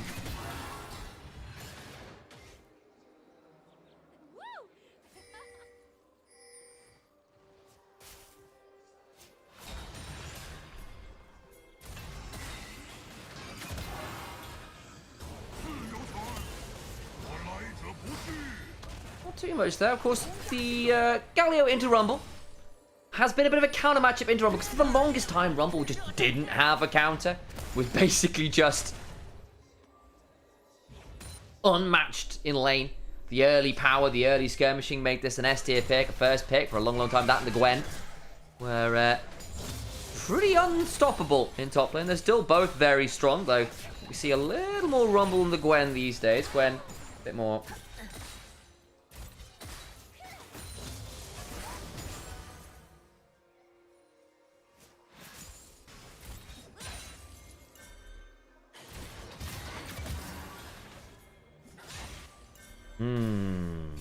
So, anything out of this early game? Not really. Both junglers kind of pathing in different directions. A little bit of shove there from the Galio into the Rumble. Bot lane, much for much. Slightly shoved for the Annie, but again, not really seeing anything super crazy here. Start of the plays. Monkey likely going to go towards that topside Scuttle Crab, though has actually got an angle to look towards bot side Scuttle as things go on. A bit of a fight down bot side. Vampire going to get a hit up there by that Ferromancy crash down. Vampire eats a bit of damage, hung with the heal there, looking to see if they can get a little bit more value. Come up with a much better HP total. You burn the Summoner to do so. Spellbooks, you know, not the biggest thing ever. But lane control, very much top esports now, and it will give Kanavi a lot of license to pick up that Scuttle Crab mid lane. Monkey comes on through, picks up that topside Scuttle. Will look to try and get onto the respawn of Raptors. Navi's here. Does he want to try and pick up the start of these? I think he might. I think he might. He does. Gonna be on it right now. Hung, Jackie with that early lane prowl coming across, trying to return the favor from game 1, where Vampire came invading. Monkey now needs to be a bit wary. Those Raptors are very conveniently Kanavi's. A little bit of a snipe away on that mini Raptor there from Jackie Love. Be able to reset towards that bot side and pick up the wave at the shove back in. Which Jackie does, in fact, have the teleport. Will get interrupted there. Should still have a TP back bot side, so shouldn't lose too much here.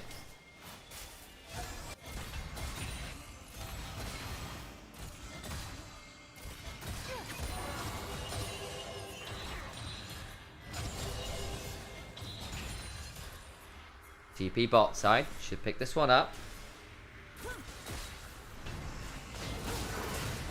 Those just got popped. They're going for this dive. Oh my days, Jackie's just dead. Taeyun gets traded 1 for 1.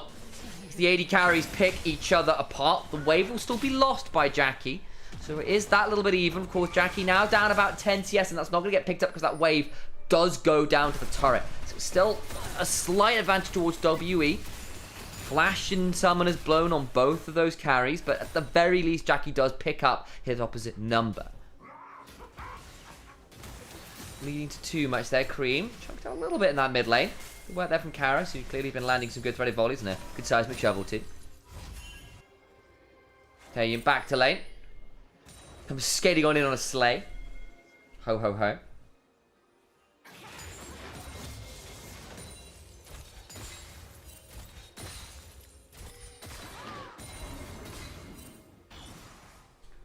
Not too much else happening. The early goal is pretty much even. Slightly towards the Rumble, the Wukong. Then they're getting one bot side again off that kill and slight wave advantage.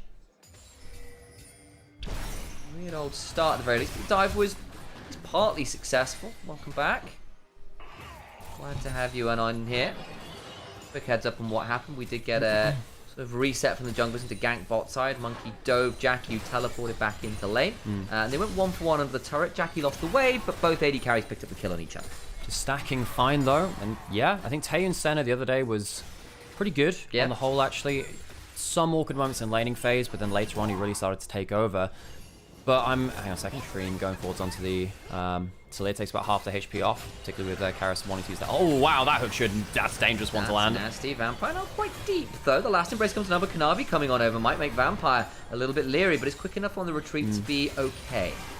Vampire getting a good tip there. Hang on a second, Taeyun and Vampire, that's like the 3rd time I've seen you like stack up for a Q there. Hang on, Monkey. Gonna spot them with the sweeper over the wall, so they know they're in the bot side jungle. Nice sweeper. Nothing's gonna come of it, but they do end up spotting them there. They know the red buff is basically not theirs, but what I was just saying there is that basically Taeyun and Vampire was stacking around the minion that Jackie was queuing, and he got 3 stacks instead of just the 1, like 2 or 3 times on screen now, and his stacks early on gonna be higher than they should be. Jackie's now going to be stopped from getting back towards lane, but they can get Karis instead. Oh, Karis, I'm not sure about that one. More seismic shove, Dawning Shadow. Actually, good to keep alive for a second. Monkey over the wall. Might not find an angle, but of course, Kanavi finds their way in. Karis somehow picks up Smolder?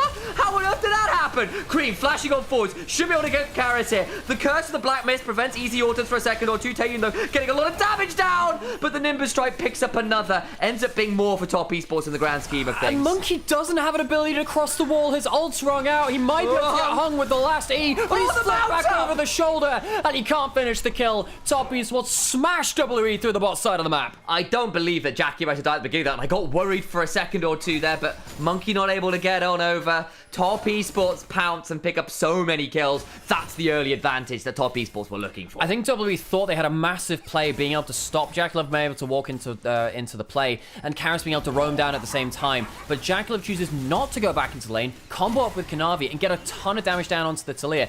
Yes, the Smolder dies, but it pulls apart the formation of WE. The Olaf can't get over the wall, and look at this magnificent triple flash stun from Cream. The Nautilus getting just flashed into their own doom, and the early skirmishes are falling apart from WE. You cannot afford to let that happen against this Smolder comp, and the Annie now being ahead will be a problem for WE. And again, you're running the Olaf. You want these skirmishes to go well. You're the one with the triple global to back up Olaf making plays. That didn't happen there because you were already all on the same screen. Also, sadly, again, this is another game where the game 3... Monkey has now been put into a bad spot. I mean, the Nocturne yesterday, his late game objective play left a lot to be desired right there. If not necessarily his fault, because he was over the wall as a flash of Olaf. Can't really do much there. But Kanavi, on his Wukong, has been so powerful for him in the past, is very far ahead now. And Jackalov is on wonderful stacking time for... what should have been, a Smolder that shut down after that dive. 60 at 9 minutes before you get much cooldown reduction is good stacking potential, actually, from the Smolder. See what they managed to make do here. Taeyun, the auto things best they can. Get some of that there. Piercing darkness on through. Sneeze. Chew. Is actually what it is called. Just in capital letters as well. Another 5 stacks on the way there as well. Managed to farm up 5 of them with Q, regular auto for the last one. Top side, Galio is doing Galio things against the Rumble, but not really doing that much. And the problem is, for me, is I don't think WE will be able to stop the Equalizer being a pain in the ass for Taeyun and Monkey to get around. Because if it forces Monkey to ult early because he's slowed, that is a bit of an issue. And Ghost might help there, at least. Like, Olaf is only tanky when he's actually hitting you, because he gets so much regen that it's drain tank effectively. What happens if the shields and the heals aren't enough and he has to pop his ult early? That's Does a big he go problem. Swifty boots for that reason this game? Maybe lacking a little bit of defenses there. Olaf can go them anyway, but I think realistically this game you probably are looking at the defensive boots to keep yourself in a stronger point of tankiness in mid game. Exactly what the decision is here, but they're just worth that kind of consideration. Complete tangent. Yes. But I saw Smolder. I'm reminded once again that Smolder has a fantastic walking animation, like the smuggest cat of all time, with really cool swoopy tail animations. What is your favourite walk animation in the game? I mean, the Heimerdinger swag walk is kind of pretty great. Victor Kane walk when he's strutting. Well, he doesn't have that anymore. Yes, he does. No, it's not the same. It's not nearly the same, like stomp and no. The old one was way better with that. True. So sadly, I think that one's been downgraded. Aris has no flash. Han does. That's a dead Talia. Yeah, well, how about that for a walk? As Han comes crashing on down, and it is a death row walk that time around as Karis goes down to the collapse of top esports. I mean, you could look for a fight here. I don't know if you win it, by the way. Taeyun was heading down, but in a 3v3 with my Monkey. It was, because I think he thought... I mean, I thought that was going to land, but ends up missing. Dragon's going to go over, and I think, folks, this may be a bit of a swan song for WE. I don't think they end up winning if they give up this kind of Dragon. Globals. Last embrace, wide. The Chew comes on down. Jackie gets hit by an auto. Find the piercing darkness as well, but again, doesn't really lead to all that much. Actually, the piercing darkness dodged out from the blast. Oh, yeah, you're right. So, weirdly, I forget you can dodge that. I mean, it's a slower animation. Once it's on target, you can sometimes get out of it. You could sometimes... so Vayne into Lucian was a really fun matchup back in about Season 4, Season 5. So you could roll to the side out of the piercing light, which was really fun. It was one of the more like skill-intensive AD carry matchups of the era. So again, just happy to trade. Look, he's pretty happy now at this point. He has Essence Reaver. Like, he just needs to keep stacking up as he did get that cannon question mark. Yeah, there's a CS advantage for Taeyun, 1,000 gold lead, but the stacks for Jackalov are still completely fine.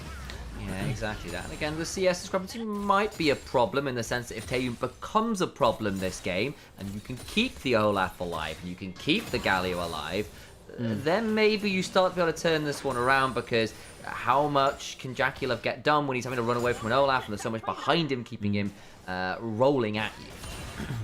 Haven't really seen top laners come into the play as well. 369 choosing not to go towards something like a Conqueror, which we have sometimes seen Rumble do into his harder matchups, so he can win longer trades, go Riftmaker after Leandries. Comet, Leandries, wants to get himself some decent burn damage through, and of course level 11 coming up soon as well. Another Deep Purple reference. I didn't go for the full falsetto. Yeah. Great song. A lot of, yeah. Think of, so, Deep Purple lore, I suppose. One of their most famous songs, obviously Smoke on the Water is the one that people know. Burn was one of their other biggest singles. Not with the singer which people know them for. It's not Ian Gillan, it's David Coverdale. It's my favourite Deep Purple song, I think. It's a really good song. It's a really good song. But yeah, it was David Coverdale of Whitesnake fame. He did, Here I Go Again on My Own. Which is another great song. Also great. Yeah, Deep Purple kind of became a bit of a supergroup after a while. They released their first album in the same year that Led Zeppelin and Black Sabbath did theirs as well, 1969. The year when kind of metal started to evolve and take off, really, and big time. All of those bands ended up influencing a lot of bands which came after. And while Black Sabbath was the only metal band of the three, really, the others were more rocky, right? They all influenced people afterwards, like Metallica. Dedron and Lars Ulrich said that Deep Purple was basically his favorite band of all time. Blah blah blah. Look, game was a bit slow. Talk about other stuff. Get back into the middle of it. Stacking. Swifty's now up for Jackalov, which makes it even harder for the Olaf to chase this guy down, which is a big problem. And Kanavi is just going to do insane damage. He's 203, has a Triforce, doesn't need to go towards Black Cleaver necessarily because of the double AP solo lanes. He's very happy with his point of power. At least we'll note the Monkey's gone towards a Stride Break. It could be pretty valuable here in terms of messing with this Smolder, messing with the This is the Olaf angle. There's no phase rush or anything like that on 369. Has to early flash because you don't want to be getting caught with those swinging axes. Was a reminder, those undertows and the reckless swings, you get true damage on. That's the reason why Olaf can be quite annoying in tank matchups, actually, very occasionally. If you get them into things like Ornn early on, Ornn's HP pool not actually all that high. Nice flick onto Kanavi. The Vampire Classic, the hook into the wall. a bit mean. That was unnecessary. I don't know. The way the vampire fans they're getting too arrogant for my liking. Okay. Every so often you I remember you praising him on the card not so long ago. Yeah. No, and the attitude was alright. They're getting a bit arrogant. That's why we gotta. Oh, okay, I see what it is. We gotta pull them down to earth. Harold spawned. Jackie trying to clear out midwave took a bit of a chunk there. Be able to queue through that. WB do get to the objective first, and Top Esports will have to retake the pit if they do want to contest. I don't think they have to. There's a minute up until the next dragon. You do not want to throw early gold leads to the Olaf and the Senna over your Smolder. They could look for something. They have a Flash Annie with a level 2 ultimate. 369 level 2 ultimate as well at one item. It's not bad. Actually, I mean, Kanavi could hop over. That was not a good smite monkey either. That was a potential of a double win. Smite, flash out. Doesn't end up losing it there, but he went down to 1 HP. I think he missed executed on how much Reckless Swing plus auto onto I plus smite would do. He's got about 1. So close. A really important question in chat, because this will become important in the next 5 minutes. Colim in Twitch chat is saying, it's really hard for me to capture the value that Atakan has. So, Atakan gives you more XP than Baron does, whilst also spawning 5 minutes earlier. It gives you a bunch of adaptive force, which is not seen as well, because the paddles give you XP and adaptive force, whilst also giving you the slow and kill. That's kind of secondary, really. The fact that it can basically grant everyone on your team half a level is massive. At 20 minutes is really freaking huge. Whilst also Atakan, you compare it to something like the Baron, it is easier to take, it's quicker to take down. I'm not going to say easier because it damages you so much, but it is quicker to take down. So if you have a good neutral objective stacking damage, that'll do a hell of a lot of work. And Colin, this was the figure that was going around in MSI. I know it was something that Flowers was generally using as a yard post. I'm relatively in agreement, but basically every 10 petals different is about 1,000 gold worth of stats. So if you want to add on that, we've got a dragon happening. So they're going to have teleports in from Top Esports. We'll see exactly how this one goes. It would be second dragon for either team. Herald just got summoned mid. It is, and Galio can go into the play with the ultimate too, whereas 369 will take a little bit longer to come in. This Herald won't kill the tower, but it will push the wave in, which is of course very important. Jackal will be able to take that one. Trapped out of this play. And actually, Jackal gets level 11 here. I'm not sure Tane will be able to get this. So second level of Smolder ult, not second level of Senna ult. No matter right now. Oh, the missed ult! Morning Shadow comes across, keeps people alive. Now WBG going to try and turn this one around, is trying to keep people in, but the Olaf in the backline with the Galley all on top of them. He keeps the Ragnarok and rolling. Monkey just about alive. Dawning Shadow, piercing darkness over the wall, keeps him topped up. It's a crazy fight, but in the end, it's Top Esports who lose more members. Cream misses the ultimate. He flash ults and hits no one. An airball from the Annie is the most important player that fight. And WE end up rolling away with the extra HP that they shouldn't have had into a slim fight victory. And of course, the Dragon and also the bot lane turret. Big win here for WE. Cube going to take this tower on the bot side as well. They get the Dragon. Couldn't ask for too much more there. We'll look through the replay, and Cream's missed ultimate. Level 2 is the biggest thing. Flashes forwards, and Karis gets the flash away. Missed play from Cream. This is sometimes where you see actually the flash W rather than the flash ult. It's actually a frame or two quicker. Equalizer's not bad, but the damage is already done. Cream has flashed forward, done nothing, dies for the attempt. Karis, great reactions from him. You normally expect that to land. Karis managing to outplay Cream. And Vampire and Monkey survive on like sub 10 HP there as well. Huge value. Like said, next fight, Jaculov will have himself likely 225 stacks. It's not going to be that long until he gets that at this point. He'll probably get it in the next couple of minutes on 170 right now. So next time the Dragon comes up, that'll be a big factor. WE, though, get themselves an important delay in the Dragon stacking from Top Esports. Their center is still 1,000 gold ahead as well. 2 items on Taeyun. He's been winning the mid lane kind of push, which you expect from the center with the Shiv. Jaculov having to clear through with the Qs. He has got a little bit more XP than the center, which is important to note. Atacon spawning in just in a minute. WE might want to fight that because that'll be the next fight which they can get before the Smolder gets that 225, which of course is a very important spike. Top East was trying to get some shallow vision around mid lane to make sure Jaculov is safe to push up and farm. Does give himself a nice W there on target to Taeyun. What's happening on the side lanes? Nothing too much right now. Recall's coming about the place, and Cream, got to see better from him in the next fight. He's outplayed pretty heavily in that last one. Karis got that great flash away. And half of it was misplay from Cream. Half of it was a great play from Karis. It ends up putting WE into a more advantageous spot. Not a huge gold lead right now, but might just be enough. Top Esports were in a much better position before. WE clawing things back a little. So, and it's taken. Taeyun taking that wave out. It's just a bit of a push and pull, ping pong there between the Smolder and the Senna. 2 items for both. Slightly CS lead on one, slightly better stacker on the other. Q comes on forwards, just dodged away from Taeyun, fight over this blue buff. Yeah, and again, WE don't mind taking fights right now. They do have all of their ults available. The choke points aren't awful for them, especially since Rumble isn't here. If Rumble comes in, then choke points, yes, pretty bad. Yeah. That can definitely lose you fights. I will say choke points versus Smolder as well. Not fantastic. Vampire could look for a hook here, but the follow-up with the Talia is not available. And Wukong's happy to sit here and the Weaver's Wall's there, but it doesn't actually stop them getting the wave clear. Gets some flashes out though, and they'll manage to get the turret as well. The last embrace landing made things tricky. Hero's Entrance comes on top of Monkey, who gets to roll on forward. Kanavi in the backside against Valus. Karis is going low, but look at Monkey on the other side. Brings down the Smolder. It's a messy state of affairs. Top Esports trying to burn down a few more people, but a flash out for Vampire. 369 flashing on over. Phase rush. Nimbus cloak speed is good. Can he find another Electro Harpoon, but the hook away. Cube gets out. It's messy. 2 for 3 as W come away with more. Great Weaver's Wall from Karis. Initially, I thought it wouldn't stop the wave clear coming through, but because they have the 3 grubs, they can force the tower down. WE get the tower, they get the kills as well. However, that fight is saved by the fact that Kanavi gets onto Taeyun. Taeyun had flash, had cleanse, doesn't use either of them. I think he's locked in his ultimate animation. So while we're looking at, wow, great ultimate from the center. Yeah, not as much because the Wukong gets into the backline. The teleport from the Rumble, it's not on bad timing, but it's not quite there at the choke point. Also, I think Cream does a decent job of getting Monkey into the right place. I think Hung makes a huge mistake by walking up too far there and giving the Olaf the extra ability to start heal through and allows him to keep his ultimate rolling a little longer. I hate to say it, but I think Vampire missed everyone up the wall again in that play God, again. the Vampire Classic. But he did get him in range for a depth charge on to Jaculov, so it worked out okay. 1,000 gold lead for WE. They do have... Well, I mean, they have a lot of summoners up to. Jaculov, no flash, importantly. 203 stacks, so not at 225. He's actually been denied some stacking time, actually, because of... that death, yeah. Because of that death. Atacon could very much be started up here. Top Here we go. They do have their ultimates coming back up, but flash is largely in favor of WE, and WE control the choke points. Better situation for them. Ghost and Ragnarok on Monkey, but not that much support, so could end up going a bit deep without the tools to keep himself alive. Got away with it last time with the hero's entrance and the Dawning Shadow hook, though! That's damage and goodbye, Cream. Monkey gonna try and Ragnarok and run away, getting a bit of healing. Bappa gets knocked up, does not have that CC immunity and goes Olaf's down. dead, Olaf's That's dead. an important one. Vampire also low. Achu goes wide. Hung trying to get into the backside, can't quite get onto Taeju.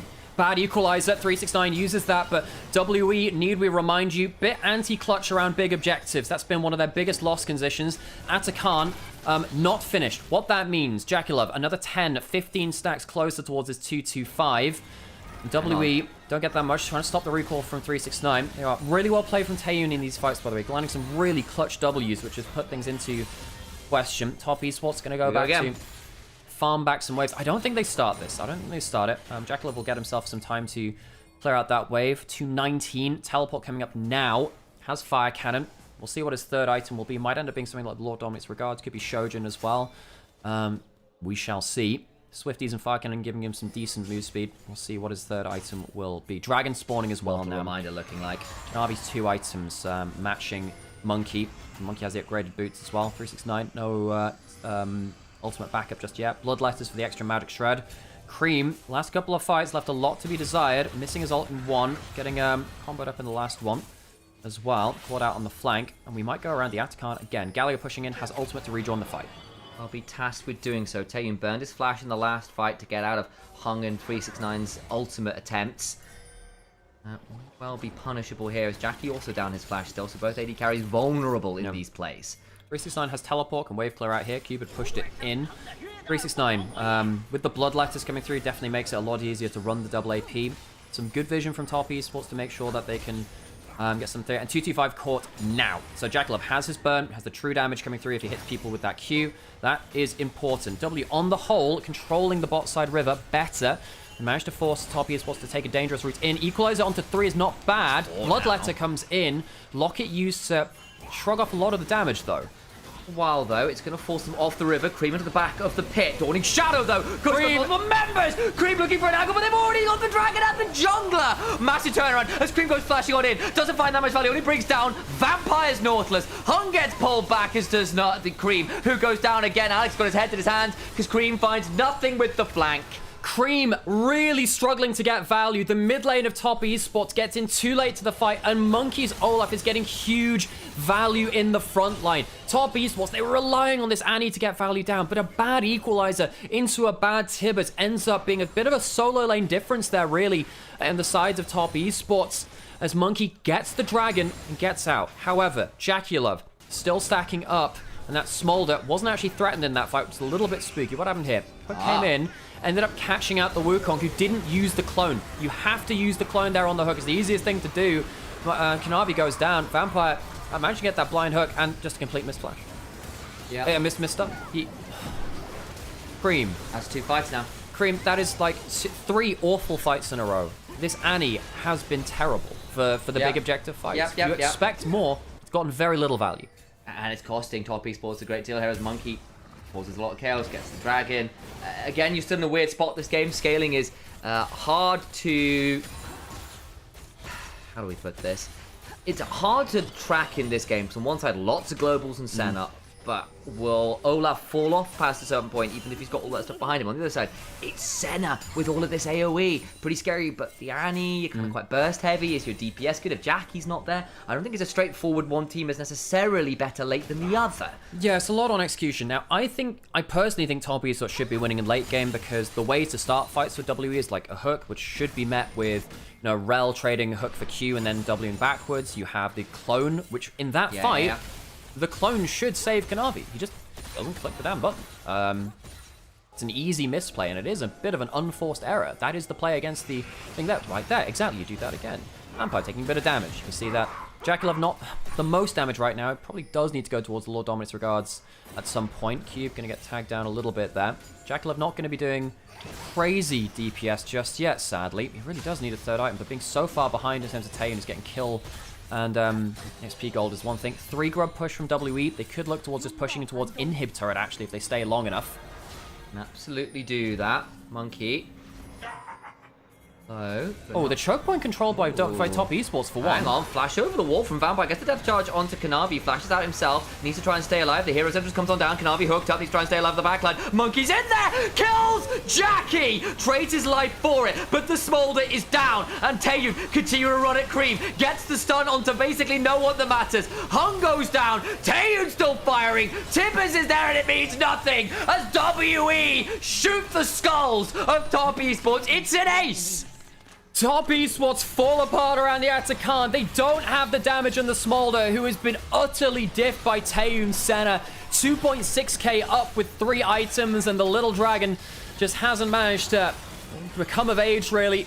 Top Esports think they control the bot side, but they don't peel for Jaculov well enough, and sadly, not only so much you can do against an Olaf with a Galio over his head, running at you with the Ghost. Top Esports will finally lose the Atakan. WE will finally pick it up, and that's a big win for WE, looking for their first series victory in this split. All of the CC in the world means nothing when Olaf's got 2 ults and his own Ghost running at you in Ragnarok. I really don't like Jaculov positioning there. There is such an easy kind of pincer to come through. Karras throws the ultimate in, and you look at Jaculov walks up and has to flash the Talia combo, gets hit by the center ult, can't flash the stun there as well, the flick back and the taunt.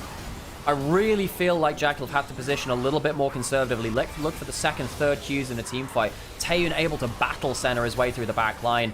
Jaculov's positioning leaving a lot to be desired. And now I hesitate to see Taeyun's inventory. Yeah, it's looking pretty damn scary. 3.5 items, 85 odd stacks. Not the highest we've seen at this point in the game. It's still pretty damn good. And all the hell, look, Jaculov, 2.5 items still. He's stuck.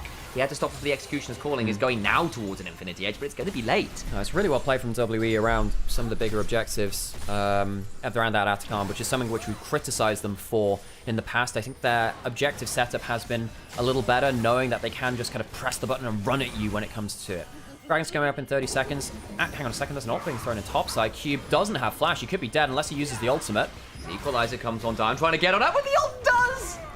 Kanavi didn't have the reactivation of the Cyclones, the only cancel they had. Cube does use the ultimate, which is important. This is kind of cooldown counting. You now no longer have that ultimate for the team fight. Now the question is, what's more important, Equalizer and Cyclone, or the Hero's Entrance on top of that Olaf?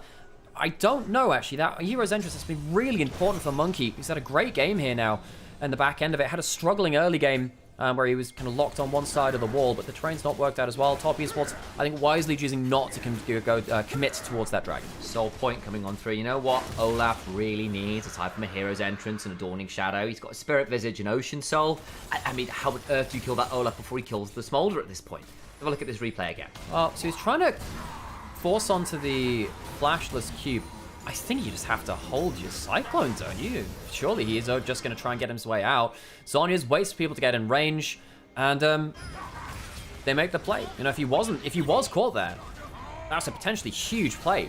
I really think Kanavi had to hold his ultimate. Maybe he thought he didn't have the threat to do much there, but with Kanavi 369 coming in, surely you have to hold your Cyclone to stop that ultimate. Yeah, either way, it's not been a great day from Kanavi, I have to say, or Cream. No, mid-jungle from Top Esports, we expect more from them. Now, this is a 3.5 item. Annie does have the Void Staff on top of having the passive Shred from the ultimate as well, so that's definitely going to be quite valuable, but he struggled to land it on the right targets. Now, if you land it on Taeyun, that dude's popping. He has 0 HP, he has 0 magic resist. Cream can pop the center, but that's the target you've somehow got to hit. Hero's Entrance almost back up. They spot anyone in the brush? Nope, they spot that no one's there. It was a little bit spooky. W do like to play those bush breaks. Jaculov, stacking up, has the Infinity Edge, so it doesn't matter now that Jaculov is 2.5k down to that extent. This is still a 3-item Smolder going into very lacking armor team. They don't really build that much armor. There's a little bit from the Seekers on Karras Shore, but he's going to be really, really scary. He'll go towards a Mortal Reminder a little bit after. And see how much that tap lands with the red buff on it too. That is nasty as hell. Baron now being threatened by Top Esports. The wards in the back of the pit make this a bit interesting. Monkey also around level 16. He is actually a little isolated here. That's a problem. Pops the Ghost early. Has the level 16 ult. Hung coming across the side. Talia trying to wall up to the play. It's level 16. Can get here pretty damn fast. Monkey's getting turned on, as is Cube, who goes down. Big important pickup. But all the while, Monkey in the backside on top of the Smolder. Trying to heal up. Can't bring down Jackie, who survives this time. Taeyun brings down the Wukong. So it's jungler for jungler. But Top Esports still with a man advantage. Looking to get some more value. The last embrace lands, though. Shove back onto Korea, to 369, who's going very low and goes down. Doesn't quite. Flashes out. Ignite makes it the 1-for-1. It's messy out here. TP behind, though. Taeyu now in danger as Jackie is a flanking dragon. Turns into Smaug. Crash down on Karis, who goes golden. But that just means more for the Dragon Taunt as Jackie picks up another. He is fire. He is death. And WE get a little bit of dragon sickness as they greed to try and play around side lanes.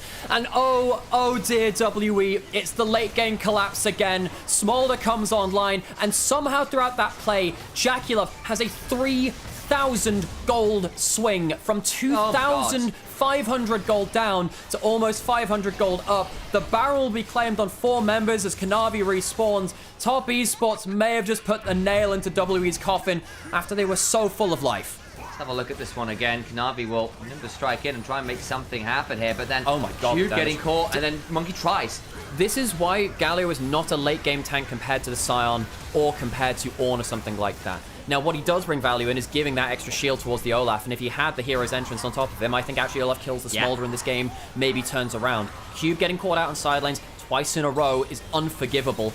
Bad flash from 369 after this point. He had the Ignite put down onto him, so he does go down, but, you know, Smaug comes in, flies in like a bat out of hell, and Taeyeon gets completely blasted. I mean, as we were saying, it's a threat on Smolder. Doesn't matter if he's down that amount of gold. Gets the crazy amounts of shutdown. He gets like 2,000 gold shutdowns in a row. Insane. And now he's got a Last Whisper and a GA. Bloodthirst is on Taeyeon, so I saw that these AD carriers were very much in a position potentially to carry this game. Gold lead for Top Esports somehow. With Soul Point still for WE, and that dragon will be spawning in a minute. Well, they ended up having a bunch of shutdowns go the way of the enemy team. Yeah. Karis and Taeyeon have big ones on their head. It is Soul Point for WE. They could get an Ocean Soul. That, of course, is a huge bonus. I don't actually think it saves them this game, because I think actually they're dying too quickly now for the Ocean Soul to... It might be for Monkey. It's the only person I can see if he gets that extra bit of healing. However, so I mean, Jackie Love, he actually sold his Executioner's Calling, I think, for slot economy basically. Yeah. But he will go towards a Mortal Reminder, and he's going to be close to it because he just picked up so much freaking gold, 1,000 gold up now as well. See, God, how much damage there's like the random W tap does as well. Level 17 Smolder, absolutely no joke. The issue actually is with that GA, Monkey securing that very close kill, he's got to do it twice. I don't know how easy that's going to be. And actually in the regen, his ult might just fall off as well. Yeah, exactly. So, pushing up mid lane. This might be too far. You might have put yourselves into a bit of a problem here. Oh, the equalizer is rough. Mom comes on through. Taeyeon healing best he can. Brings down Kanavi to low, but not down. Back out of the play, though. W comes in. Jackie gets a couple. Still got a bit of a GA to work with, not taken out. They get it. He executes. Jackie burns out so damn many, and Cream finally turns up in a fight. How does Jackie Love not die? He doesn't even pop his GA. What was a magnificent flick back from Karis into the ultimate from Cube should have saved the day, but WE, late game is their foe. They cannot get it done in the late game. They are anti-clutch, and Top Esports, despite the shakes, despite the stumbles, may just start the split 5-0 and send WE to 0-5. Somehow, someway, Top Esports will clutch it again. The 5-0 is theirs, but again, to the knowers, to the viewers, to the LPL enjoyers, you see the cracks, you remember last split, and you just have to wonder, don't you? It's heartbreak for WE. They should have felt they would deserve this series. They felt they probably deserved a series at some point this split. A team that reached top 4 for the first time since 2021 last split, now sent to a dismal 0-5 start, whereas Top Esports, I mean, I know they're 5-0, but how the heck did they get here? With all the mistakes, Top Esports, they are clutch around the late game objectives. Their team fighting just a little bit better than their opponents when it comes down to that late game craziness. Jackie Love Smolder, incredible value in the late game. And again, early on, Taeyeon was actually really, really good. Monkey, the Olaf, we were a bit worried about it, but I saw the value as the game went up. We saw the multiple globals doing a lot of work. It's the Daily Mike Punch! I'm so sorry. This pop shield just annoys me. It's okay. But I think W are going to be ruining the fact that Q got caught on that side lane. They weren't quite ready for it. They're going to be ruining the fact that it took them a little while to get those dragons stacked. It took them a long time to get them started in the first place. The fact it got late enough for Jackie to catch up, to get GA, it should never really have happened. Not from the position they were in, but it just took them a little too long to get rolling, and I think WE will be kicking themselves, because that game was winnable. It was more than winnable. Yeah, I think they would have thought that they Yeah, I think they would have thought they would deserve that, honestly, at that point. But I think that Cube getting caught in sides 2 times in late game. 1 was lucky to get out. 2nd was crime. That was criminal, really. I actually think that Monkey did a really good job for a lot of that. It was a good Olaf, and I think that the globals made sense in the long run that Smolder was struggling.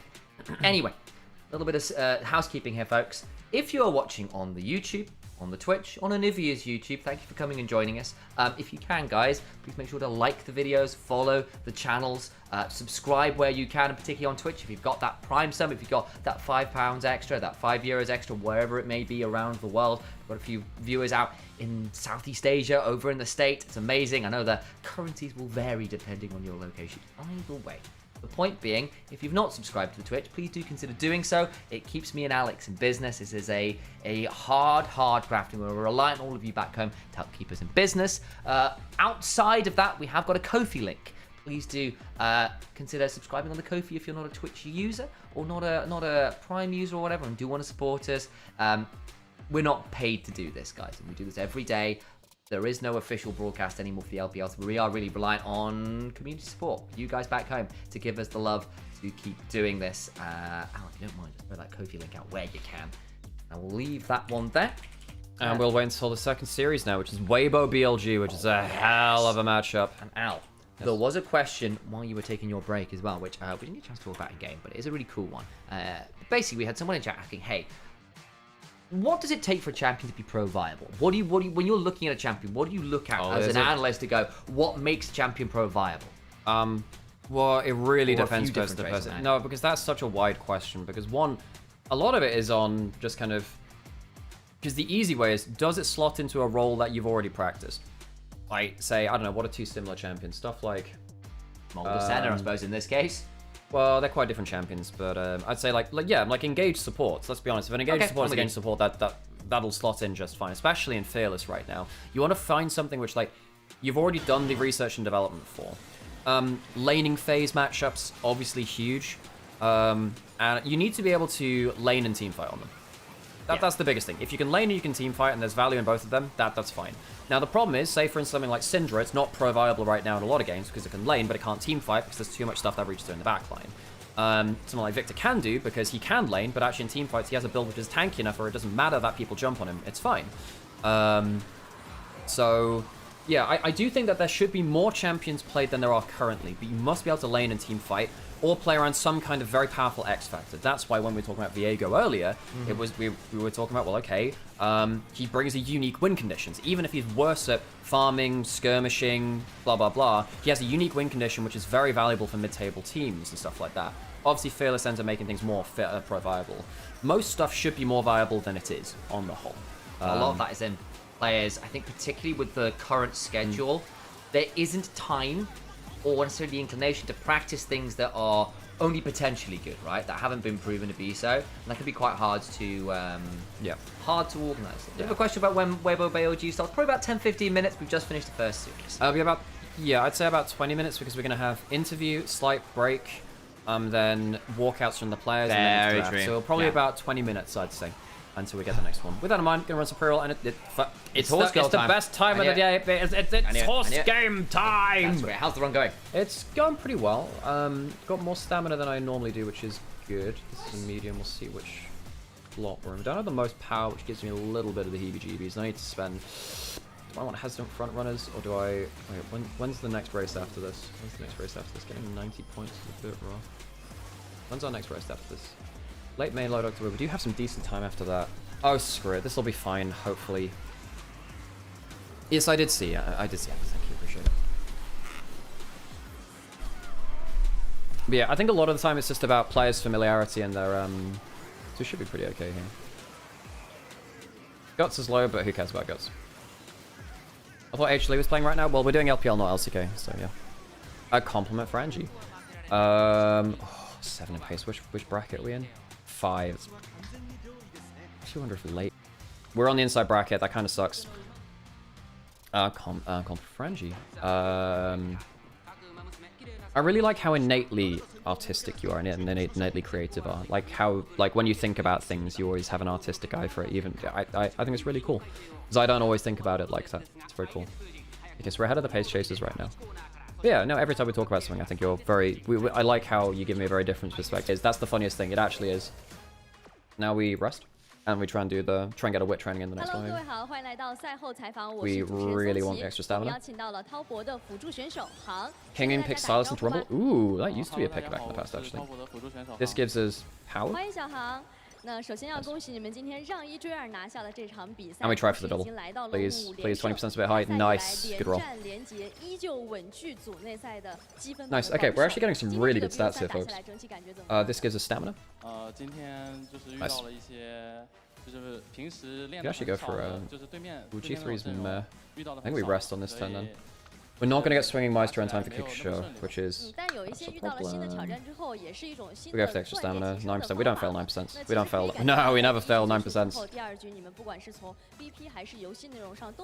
We don't go for a 49%. I guess we just got to rest again, which sucks. Well rested? We could go that long fucking time, couldn't we? Let's go for corner recovery. 40. Yeah, we want that because we really need to get swinging Meister, and hopefully this is enough. We do have decent stamina now, luckily, but we don't have great other stats. Oh shit, no, we're just full on everything. Okay, that's good. Because it's a long race, you're less likely to get boxed in, which helps. Yeah, long races, you're less likely to get boxed in. Pace with this, perfect. We're actually looking pretty solid for this now, I think. We've got good wit to activate our skills as well. Yeah, topside for Fnatic's been really inconsistent. I think particularly when it comes to playoffs, Fnatic's topside's been inconsistent. No late starts. This is a long one, so settled in. So we have pace chase, so we have stamina to spare, which we really hope procs in the early race. Please. Stamina to spare, please. Donde está la stamina to speed? Please. Ah, we didn't get stamina to spare. That sucks. Gone too tight. Corner recovery, please. Corner recovery, please. We've got medium straightaways, which is not going to apply in this one because this is a long one. Okay, so at least we weren't rushed. Say that we can still get it. Really like corner recovery. That would be kind of nice. One. Okay, corner add-up's good. Corner recovery. Okay, that's good. I think it's game on now, actually. Still in the center of the pack. I don't know. This one's looking kind of rough. The late start, not getting the stamina to spare. I thought we'd be fine with our stamina, but I don't know. I guess we're just kind of screwed. Oh, we're getting fucked. I don't know. Hesitant pace chases helps. Maybe that helps us get past the crew. I don't know. I think we're just out of stats, aren't we? Maybe not. Maybe not. Maybe not. Stamina diff? Oh, no, we're not getting top 2. Getting top 3, maybe. Ult's not bad, but... Viper is 14 on Monokai, so Jesus Christ. Nah, we're not. We're getting, like, 3rd tops. We even had good stamina. Fuck. I guess... I don't know. I don't actually know why we... It's not guts. If it tells me it's fucking guts, I'm gonna kill this AI assistant. I had stamina! I had the best stamina in the fucking race! Oh,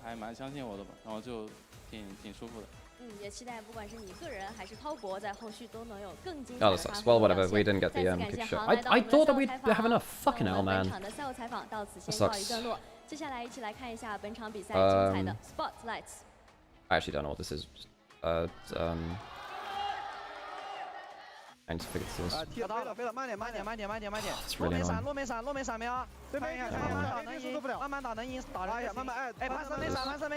Energy minus 10 or the other one we go for the other one now. But we had like such high wit as well. Let's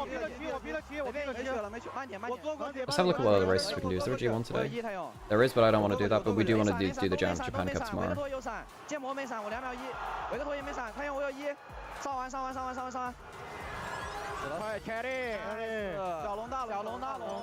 Yeah, we run in the Japan Cup because it gives us like a ton of fans.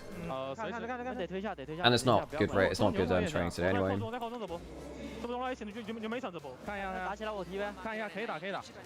And we should hopefully stomp this. This is a medium, which we have. Yeah, we have plenty of stats for mediums. Pet the subs, yeah, it's a good amount. It means we're not going to like get the perfect ending for the campaign, but we're still doing well in stats.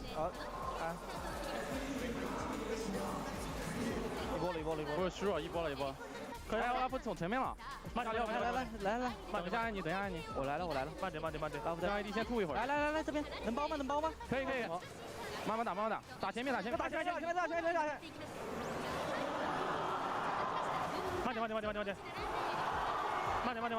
我老婆，可以，慢点，你这边小心，回点血，别急，好，无敌了，兄弟们，一波了 ，nice。 Okay, so we're actually the front runner because we've got the best stats out of the pace chasers.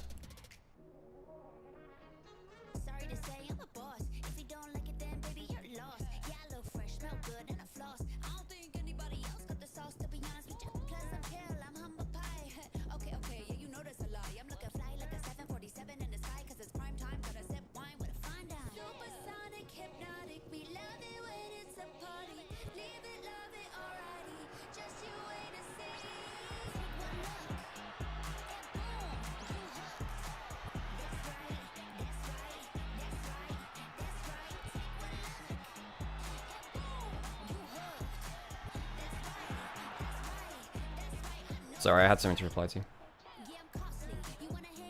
Oh, man.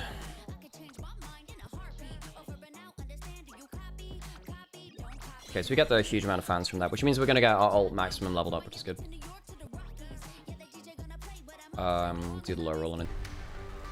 Onto the Rift we go, BLG, Weibo. Game 1, a finals matchup in the not-too-distant past. Both teams changing out some players, keeping their cores the same, and seeing if they can mount a comeback. Spirit Blossom in the skies. Teams on the Rift.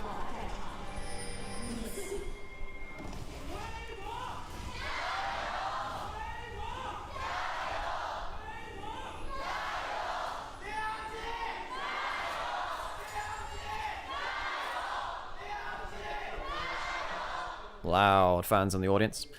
Over here in Shanghai. Last series would have been in Xi'an, so on the different side of the country. And a bit more central. Anything interesting in runes? Not that I can see. Spellbook on the Ryle. I guess it could have been the Aftershock, but we're seeing... Oh, Spellbook is just so strong. Everyone's taking it now. I think it does allow supports to be very creative. I don't mind it when it's on supports, because let's be honest, supports don't always get to have that much fun. Getting some random playmaking potential from a you can be the teleport flanker. That's kind of cool. I don't mind that, actually. Spellbook is still too strong, though, on the whole. Falcon on. Not starting with a W start. Occasionally you see that, but against the Corki and the Rally, you don't want to go into extended trades. Conqueror on the Xayah, worth noting. Not uncommon, but does mean that when you do hit with the pass-through of your feathers, you do get the ability, I think, stacked rather than the auto-attack. Ooh, Crisp does have the mount up. Flips back the Rakan. Once Rakan started with the Q, he hits the next one. He'll look a little bit better because he'll get the regen, and indeed he does. Double crash down avoided because the heal used for the move speed. Importantly so, if you end up getting there, I think you give up lane priority. Again, LPL really was the region which pioneered using early summoners to get control of the lane, whether that was just use the Ignite for poke. Back when Ignite was such good base damage.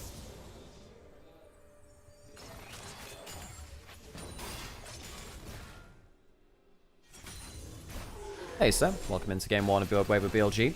Excited. Sorry about that. Gonna a little bit of admin to do in the background. Cool. Gonna hand off the reins to you very briefly. Not a problem. I am glad to be here. Apologies on that slight delay. Sometimes real life demands I can't see everything. It's very annoying, folks. It really is. Got ourselves a very odd little state of affairs here. Weibo Gaming 3-1, switching out some players. Of course, they bring back Crisp this split. And on the other side, BLG with Shadow. So far, the honeymoon phase has been in. Shadow been pretty good here for BLG.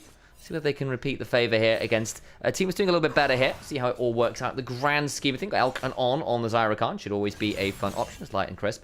Going towards the Corki Rel, which was a big thing for a little while. Basically, both of them can shred resists with Gatling guns and the passive of the Rel. I think it's Break the Mold is the name of the Rel passive, but do forgive me if I'm wrong on that one.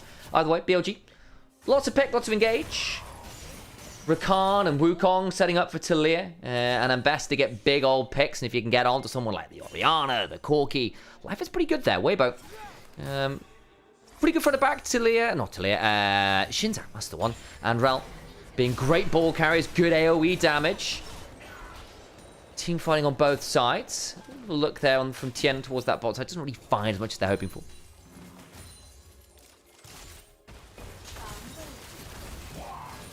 Okay, Xiaohu needs to back away here. Doesn't burn too much, to just burn his TP, so a bit frustrating on that front. Gonna be left low in the mid lane. No apple bottom jeans to be found though. Boots with the fur, with the fur. That was the reference.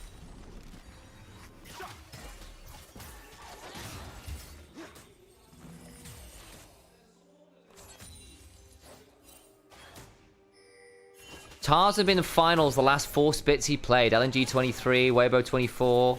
Wow. Huh. Doing quite well. He's done quite well. 4 finals on 3 rosters. He's just been very good. Yeah, I think that's a fair one. Good shout out, Castle. TN, 3 talent strike knock up onto bin. Dracan steps away. Not a lot of energy to work with right now. Should have some cooldowns. And there is that Sundering Slam. That's the name of that one.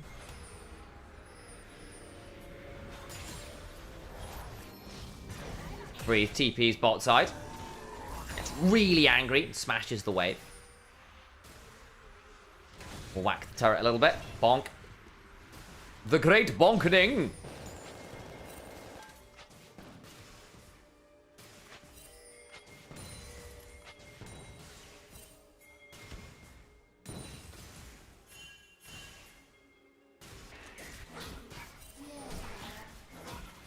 Tien, Xiaohu coming along as Shadow wants to steal away this set of raptors. Well, we'll have the smite. Well, still go over to Tien. Can't quite make that happen. On will be able to battle dance out to Shadow if required. Nice little attempt there, but I think wise from Shadow to back out on that with too many people coming on over would have been a very risky state of affairs. What's the reason for lane swapping at 5 minutes? So a couple of reasons. It gets you out of the changes that came on through to nerf very early lane swaps kind of drop off at that point. It allows you to set up for things like potentially grubs.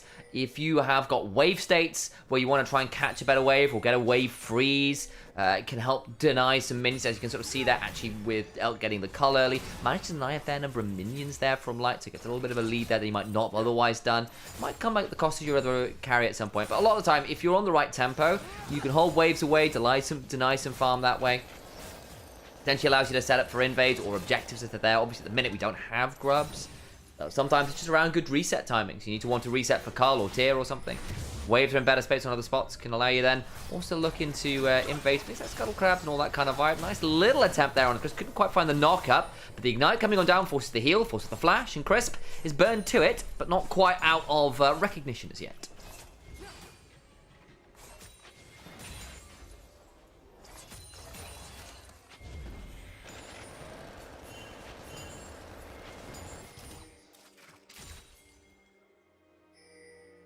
Did TES win, chat? They did. They did. Grubs pressure. Yeah, it's also grubs pressure, right? Allows you to be up there for grubs spawning at 8 minutes. So swapping up 5 allows you to get there, potentially get control around that river in time for setup on that one. And just with the way wave timings are, it's about the most efficient time you can do it at. Also, theoretically, you can do things like dragon around that timer as well. But if you switch too late towards topside for that, you can end up in a really weird position in terms of your ability to get topside on time. You can sometimes see things like if you're in a draft where your mid laner is able to go side lane early, so Azir can do it, Ryze can do it. Slayer's not awful at it actually, but you can then throw them towards the side lane as well, bring your bot lanes mid and just do that earlier too. I won't pretend to know all of the nuances on that one and what your wave timers and stuff are for it, but it's certainly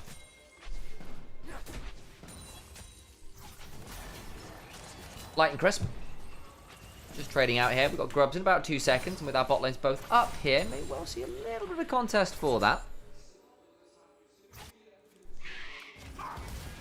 Shadow farming out. One of the better things about Shadow is that I feel like he's more likely to play for himself, which I think is actually fairly important for jungle sometimes. You can't fall behind in jungle too far. Gone are the days we can drop camps and just gank on cooldown. Someone run towards the river. There's a chance of a... Well, there's no Taliyah wall actually. It's just used actually. Bot, so that's not going to happen. Yeah, Taliyah ult was just used too. Don't know why Knight used that. Was that off screen? I don't actually know. Maybe to get back towards mid lane. I didn't see it on screen. I don't see anyone with any summoners particularly blown. Chris blew his flash topside, went on and Elk found a decent angle onto him, but didn't get the kill. So Not really sure, honestly. Maybe we'll get a replay here. I'll admit I was mostly waving hello to you returning, so I may just have missed something on the minimap for sure. With the Xiaohu. Occasionally, sometimes when you land like the QW on the Talia, you want to just follow up with the Shockwave. One of the reasons why Orianna is very good in lane against these other mages is that the Shockwave, even if the command attack doesn't outrange something like the threaded volley, Shockwave does. Shockwave does. Yeah. So Talia walks up the farm sometimes. If you actually get a good QW, sometimes you wait for the slow to just tick on a little bit. Then you Shockwave, get another QW, and it gets you kind of like a 3-second QW, whilst also getting the Shockwave in, which wins you most laning phases against most mages. As long as you don't need the Shockwave for anything big afterwards, tends to be pretty effective. Very much so. So, where are we at now in terms of game state? Slightly to BLG off farm. Mostly, actually, I'll note towards Bin on the Ambessa, farming well, but also Elk here with the coal stacking, with the earlier lane swap and slight freeze top side, kind of delayed a fair amount of minions. Light now in danger on this dive. I think that lead might just expand a little. Nice gank there from BLG. Easy as you like. I mean, Light did have the flash. No point using it. He uses the barrier. A little bit of a frustration barrier of, oh, well, I guess I'm dead. Yeah. However, 3 grubs hitting mid lane, hitting bot, hitting the dragon as well. Weibo still gets something across the map. Plate's not bad. Get 2 of them, and it's about the same as the kill anyway. And dragon, of course, will be something which pays dividends later on. He's managed to stack them. So only the one plate as it stands. TP topside prevents too much there, and in fairness, BLG also going to plate topside, so it ends up being plate for plate there. So it could have been a lot worse on that sense. Ben now going to take the opportunity to reset Rakan TP's mid, because of course Spellbook is a thing. Again, we are in a game where we have at least 6 teleports available. Yay, teleports for everyone, but not for junglers because they can't take Spellbook themselves. We did actually see a little bit of Spellbook Sejuani into Trundle at points. I remember Tarzan playing that over on the Griffin days. Yeah, I think apparently you can run Spellbook on junglers. On Sejuani? Yeah, true. Not on anyone else. I mean, the fighters need Conqueror. That's true. And pro junglers are largely focused around the AD skirmishes right now. We're going to see Shaco come in with Spellbook. Even then, he really needs Halo Blades. So, no, not really, because he's an assassin, really. I mean, it's the ones which you don't need it for. Potential light. Quickness comes on down, turn on to Crisp. Couldn't quite get further. Nice idea there. I don't blame them for looking with the chunk that came on down onto Light, but couldn't. Especially with Light using the barrier on the top turret, it meant that he didn't have it for a play like that. Which is potentially very dangerous. On missing that knock-up just by a hair's breadth. Can't quite get so much there. We do see that Xiaohu pulled the ult in mid lane onto Knight. Talked about that combo before, where you just throw out the lane poke. We do expect the Orianna to be up on the Talia. Knight's not exactly how much focus onto him by his team, which makes sense, and he's going to be behind about 10 CS. That's about what you expect for the matchup. And trying to find some value here. On looking potentially to catch one. They're on vision right now, so Elk now potentially caught a little bit, but they're not going to overplay it. So the reset comes on through, little emote comes on out, the white flag comes on forwards, and they will retreat bravely, gallantly, like Sir Robin. Brave Sir Robin. Tian still has the advantage over Shadow right now. Absolutely does, because Shadow does not have first item completed, and there's a full Sundered Sky for TM. Nice there. Weibo, no, still hanging with BLG in this early game, though, considering that, Weibo up 3-1 in their first 4, which is really not bad for them. BLG, of course, had to delay to their side of the split because they were on their international foray. Only 2 series played so far. Weird start to the split. And against anyone's Legend, the first game against them looked like they were just completely diffed. Clawed that series, 1-2-1. Ended up blasting through their second series as well.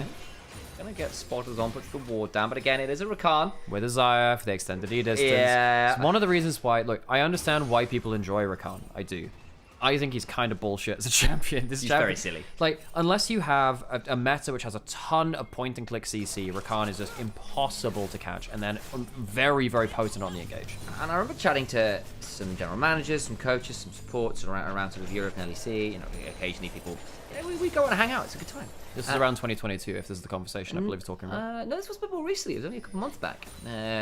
But basically talking about, like, okay, so why are supports unless picking Rakan over, say, an Alistar or Nautilus or whatever? And a lot of it's saying, look, Rakan's not as tanky, but his mobility, his ability to get over walls and just be really slippery as a sort of lone, inverted commas, agent like this gives you so many more tools than you do necessarily on a tank sometimes. It's one of the reasons why Rel's pretty good at that, right? The W is crash down over wall. Shadow might get shockwave here, can still W over the wall, and does. Oh, Chris! Oh, Chris! Oh boy. Yeah, that's going over walls really kind of broken. By the way, on can Chris go is in. now in danger to battle dance. Flash of the quickness gets the shield. Does Elk want to flash for this? I think he does. Feathers come out and just pulls them instead. Now Tien's in here, but he's in a 1v3. Elk now in danger. Flash over the wall. Good damage from Light. On now in danger. Needs to battle dance away. Cyclone from Shadow may need to flash. Does so. Flash from Tien. Slow comes on down. When the warrior tricks, but the wind becomes lightning. BLG, it looked great to begin with, but Light's damage was unexpectedly high. Trinity Force completed, and Elk experienced it. He did, and Elk late on the flash tried to position to kill off Chris quickly, didn't want to flash offensively to get the quick kill, used the ult for the feather pullback, and then didn't realize the slapback would be as strong as it was. This is the kind of messy early skirmishing which BLG kind of made their name on in a lot of ways, but you can see that they're not firing on all cylinders compared to their 2023, 2024 craziness. Right here, this is a very good disengage. Managed to get so much out of Chris, and Elk goes, okay, well, I've got some items we can play for this. On committing the flash to get over there, of course, didn't have the E, was just used.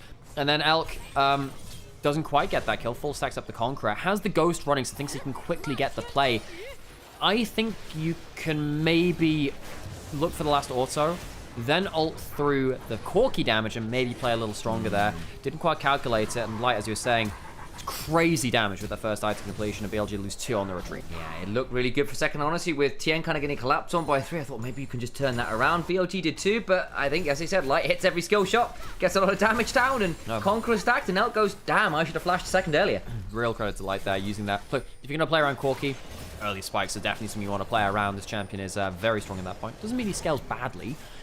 Depending on the build you go, you can be very bruisery, you can kind of do solo dives into the backline. In fact, it's one of the things that Knight was very good at on the Corki with the Shoji build as well, and he was playing it in mid lane.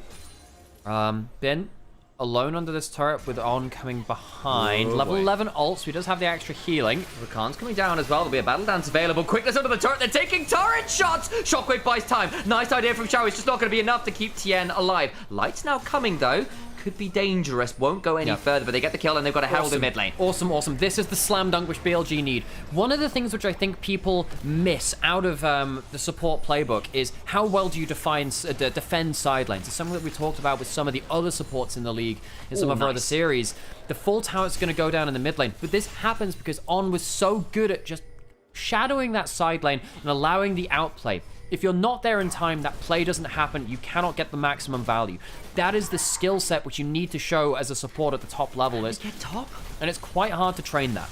Wow, they're going to get 2 turrets off that play and the kill. That's just really good stuff. And you're right, Al, it's a massive deal. Bin gets 1 in the 1v2? Nah. Uses the flash to get Xiaohu's as well. This is... Yep, that's a play of all time. BLG get the dragon while all this is happening too. Bin dies, but now he's completed Black Cleaver second item. On needs to be... Well, no, he doesn't need to be careful at all. He's Rakan, TP's behind now. This is going to be a 4v3 BLG. Where's your returning fire? Good damage onto Chris. That makes it the 3v3, but Breathe now here makes it tricky. On fantastic knock-up to buy some time. Trying to body block best he can, but unfortunately Knight, I think, is just dead to rights. They will lose. Oh, no way! Double shove. Battle dance to buy some time. Breathe misses the roar of the Slayer, and Shadow escapes elsewhere. BLG gets away with murder. I think it's very topical that Knight plays a very Dark Souls style of League of Legends. He's dodge rolling around and try to parry his way out of there, and somehow makes it out on a very slim amount of HP. Be thanking his Estus Flask for that one. Look, I'm going to put this out there. That was not a good play from BLG. That was, by all accounts, far too far. However, excellent outplay of a really poor scenario. And this is a... well, we're going to go back to the replay of how Bin got himself the 1v2. Phase Rush was activated. Clockwork Wind up in there. Repudiation. Eclipse. Has Shield Bash for the extra damage too. Ghost Wars with the Q2. Flashes onto him with the E. Shao, whose flash is not enough. Grasp proc to finish the kill. And Bin, who was often criticized for his Zambessa on release, has been doing much, much better on it. And then they see the angle of going, okay, well, Crisp has used quite a lot to go forwards before that point. You'd normally think, okay, going into this is a bit of a problem. But the Slayer Minefield, a Cyclone, and then Shadow making sure that Corki isn't going to be following up the fight on the other side of it is really important. The fact that Shadow isn't even caught by Light. It's even worse. Knight with the double flick back, flashes out, incredible disengage. That's had to breathe, and Tien actually interrupt Knight as he tries to weave his wall out. So it already looked pretty dire. It cost me a summoner, but they get the kill, they get out. And BLG flex the muscles mechanically and get away with it. And BLG with the 100% first turret win rate. This is the style of gameplay. That's the kind of skirmish which we used to see from BLG, when they were good enough to just say, well, it doesn't really matter if the draft's good or bad. It doesn't really matter about this stuff. We'll just outplay and we'll skirmish to it, because we're so good at following up on these crazy map states. They're very good at reactive play and responding to the next teleport, the next roam over, because they typically tend to have that next person in play. But they haven't been good enough to play that style. Not recently. No. They haven't been really this entire year. However, honeymoon phase for Shadow. No, things are working out. Just one more jungler. One more jungler, we'll skirmish better. One more jungler and we'll end up finding the synergy that we were missing. It's working out quite well in this early game. Of course, it's all time for this to go wrong still. On. Gonna be okay there. Does potentially face check a little bit scarily, because between Celestial Opposition and the Locket and the Battle Lance and the Exhaust and the Flash, not that easy to blow up the Rakan until at least the Celestial Opposition is taken off. TM spots out Shadow again. Cyclone available, level 11. Nasty point. This is the kind of point in the game where the Wukong starts to take over. Oh, very nice. And unfortunately, Crescent Guard will not buy enough time. The Shockwave does a little bit of damage, but there's just not enough damage in the tank right now, even with the Ludens. Elk's got Ghost running. Conqueror's been stacked. Gonna have the opportunity to get that turret as well. Shadow really bullying about at the level 11 Cyclone mark, which is, again, a very powerful point in the game. 2 items, level 11. This is where the Shinzao starts to respect the Wukong a lot more. Before that point, you can just kind of walk at him and he really struggles to play it out. Atakan going to be set up for Crisp.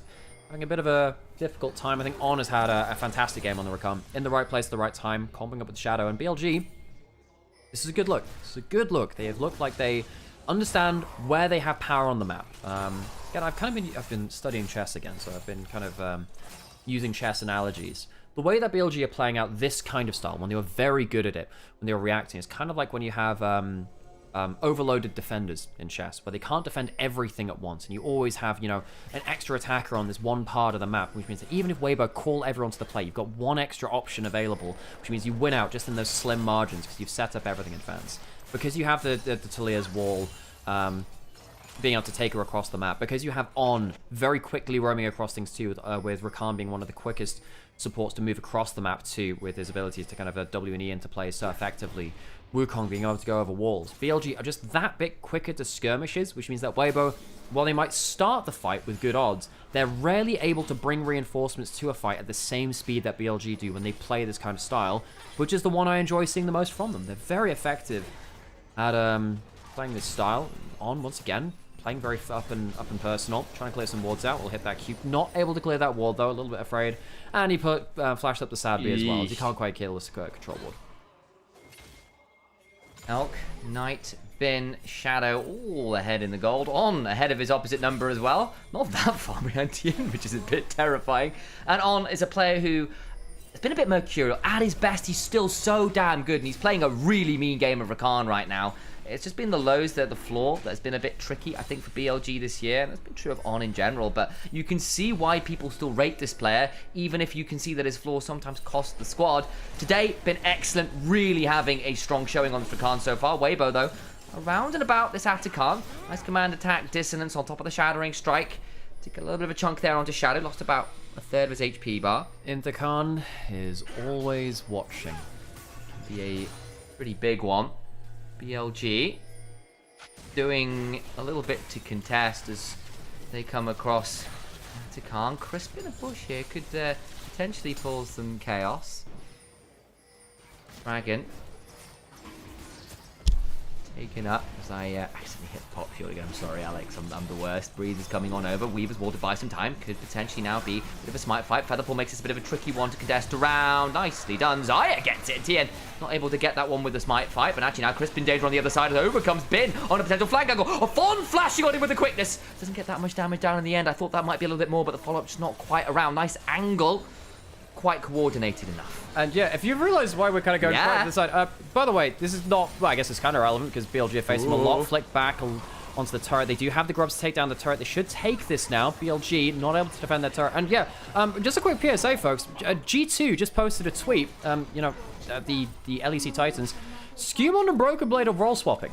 Broken Blade will play jungle. Skewmon will play top lane. Anyway, flashing towards the bot side. There's more drama here. boy. Chris flashes, gets shields, gets out. But I'm sorry, I'm just a bit shell shocked. What the hell? I know they've role swapped caps and perks in the past, but what the hell? Excuse me. It's a bait. Oh right. Oh wait. Oh yeah, it's week 1. Oh. Right. It is week 1, isn't it? Oh, yeah, they're not Sam. They're not playing week 1 of... Oh, for God's sake, I got baited. Sam. Okay, Sam shows me like a... Oh, by the way, we're showing this. Sam, thank you, Sam, for baiting me. Because I saw it in the Discord, I was like, wait, what? No. They're not playing on week 1, so they've... I didn't know they weren't playing week 1, to be fair. So I'm sorry. back to the game. Back to the game. Tien got the shockwave on his head. Just get some damage coming on down. Can't go so down. I baited Alex. I'm sorry about that. Shadow's now in danger, flashing away. Tien in the background has overcome the light with the shockwave on top of them. Shadow's trying to get some more value, gets the Sundered Strike. Sundered Sky's heal, but it's not enough. And actually, Weibo finding a really good fight here. Shadow and on now, down, stun onto Bin. Needs to hop away, got a blast cone to work with. Can't quite get to the other side. Bin's bikes up, but the CC chain is way too high. And Weibo pick up 3. Weibo managed to get themselves a huge fight. And is that going to unlock something for them? Well, no, not really. Atakan's down, Dragon's down. So sadly for them, only going to be able to really get jungle camps. It's not going to be the Atakan. It's not going to be the Dragon either. So Weibo, sadly for them, don't get that much from this. Can they push into the tower? No, I don't even think they can do that. Knight and El could back out them up to do wave clear duty. So while the fight is good, the follow-up is not really that available. So, that's the play after, and it looked really good for a second, but On didn't quite get what he was looking for, and this time he CC'd down. Rakan is fantastic as long as he's able to move. The moment he can't, things get trickier. Shadow gets jumped on by Tien, Light gets over the pit a bit faster, and Bin's not quite there on the right time, Elk's not quite there on the right time, and Knight gets slowed down, tries to get some value, but then Bin tries his best to get out here, but look how much CC is. He thinks he can keep going, and then 1 bit of CC, 2 bit of CC, 3 bit of CC, and dead. Ends up using that ult to try and go unstoppable in that play as well, but I used it a little bit too late. I mean, the rel flying over the wall is not exactly what you expect, is it? Even in kills, BLG ahead in gold, and Dragons don't have the grubs, but they do have petals. And one of the things about BLG is that I think they're actually very good against grubs as well. It's another topic which we've been talking quite a lot about. BLG, when they play their preferred style, draft ample wave clear in every single lane where it's all possible, and Zai can be that too. Because what they want to do is insta wave clear to make sure that even if you have grubs like this, can't touch the turret. And if you try and attack one side of the map and try and get a kill, they'll at least clear the wave before they go down, which means again your grubs aren't as useful. If BLG are playing this style where they're continually pushing, clearing waves, even if you catch the one member, your follow-up isn't as good. And then BLG get to put a cross-map on the other side, because then you've kind of pushed up on one side and actually you don't have the staying power to get yourself a tower on that side of the map. So, BLG, an okay spot here. Minotaur Dragon, and the thing is that last fight didn't get Weibo all that much. They didn't get Baron, they couldn't get Dragon. Engage onto Chris with the quickness to buy some time as he was looking at that flank angle, flanking the flanker, wow. and Chris goes down. Chris has been having a hard time of things. Breed gets a shield, gets a speed away and does so, but that's the ult down as well. But you just lost a member. Soul point available in 50 seconds, Baron up. I think BLG managing to right the ship pretty well here currently as the Baron has started. That starts it. They do have the feather pullback to help with secure, but Second I mean, fight. you're in the pit against a shockwave. I don't know, man. Oh, public execution though onto Xiaohu. Forces the Ori to run away. Crescent Guard buys some time. Damage onto On, but he's not down. Battle Dance again. Bin buys a lot of time in the backline, but does eventually fall. Top laner for top laner. Elk gets hit by the massive wind, becomes lightning, but the feather pull gets off a couple. Light tries and dies. Light is snuffed out. Flicked back by the seismic shove, and Knight stops the Corki from doing damage. Chris is back, doesn't have that much to do. Round still started. I don't think BLG can finish it though with Orianna coming back in. They can't. Shadow faked using the warrior tricks to clone, but won't find too much. That is Xiaohu having come back in with the TP, but it means now not really in the best position to come and contest this dragon. So force the response from Weibo, then bait and switch over towards getting soul point. That'll help them an awful lot as well. That soul point will give them many more macro options. Of course, the dragon much safer to take as well. Does less damage and quicker to kill. 3 items Zaya. Elk has been so painful to deal with for the front line of Weibo. I think Crisp has been massively support diffed this game. The more I think about all of these fights, the more it has been... On's been getting into the right place. The initial ult here from Bin is really good, but the Xin Zhao ultimate means that On and Shadow can't get the follow-up that they need. And I was saying, oh, it's a bit of a support diff. In that case, On actually can't make it through to the champions he wanted to. It is too far from TNF at this point. Maybe thinking the Zombie Scion can help a little bit more, and they're just going all by their lonesome, and Light goes into... Weirdly, that the Wukong clone ends up getting a passing auto attack onto him as well. I think the extra crushing blow came through, and Light got massively exploded that. Has the Shojin and the Triforce, an extra 700 HP. Doesn't mean you're tanky enough to do that. No, that's the one. Bin in a 1v3. Earned enough time there to make that play around Baron work. On, slow down. Crisp will Magnetstorm to buy some time. But the problem is now Magnetstorm gets stunned up and going to get knocked into a wall. Can't quite secure the kill. He's tanking up with Celestial Opposition and the various shields of Lockets and Crashdowns to survive. Ghost is burned. Should be alright. Still on burning his cooldown. Again, this late into the game, enough cooldown reduction with the upgraded Ionian boots, with the Kindle Gem and inventory. Not going to be on the longest cooldown, so too bad. Good response there from Chris to prevent Xiaohu being jumped on at the very least. BLG have done a very good job in the last few fights of stopping the clump against the Shockwave. One of the things that we saw, say for instance in the Oriana game in game 1 from Karis against Top Esports, so Top Esports WE happened earlier today. Karis was getting consistently good shockwaves because Top Esports couldn't stop the clump. They were trying to play front to back when realistically what you need to do is kind of scatter and create more angles. Rakan doing, you know, typical Rakan warding things and being really hard to catch. But right here, because of the Ambassador ult, blinking someone into the backline, Rakan able to change directions quickly, the Talir ult as well, means that the shockwave can only really hit maybe 1-2 people. Quite hard to get the full flick back hits here. To breathe, gets rooted in place, decimating smash, only knocks up the clone. Warrior Tricks goes na-na-na-na, and Wukong continues to be very annoying. Still, that's a good quarter of the HP of Breathe out in one fell swoop. It's fairly tanky, but that's a good DPS check. If that happens a little bit longer, hang on a second, Elcaster ults. Does so. Oh, in the background, it's Xiaohu's in danger. Over the wall they go. They've lost Elk, but they claim 2. The damage dealers are down. Corki and Ori down for the count. Do lose that Rakan, but I think in many ways their work is done. TM with the Crescent Guard about to time out. Nothing to guard anymore. The firewall is down. And Breathe, I think he's breathing hard and heavy, trying to get some more in the lungs, but unfortunately, death and grave dirt is all he's tasting. Now Shadow burns out somehow, and Knight taking some turret shots. They'll claim the turret in mid lane. Yeah, Shadow gets hit by the zombie Scion.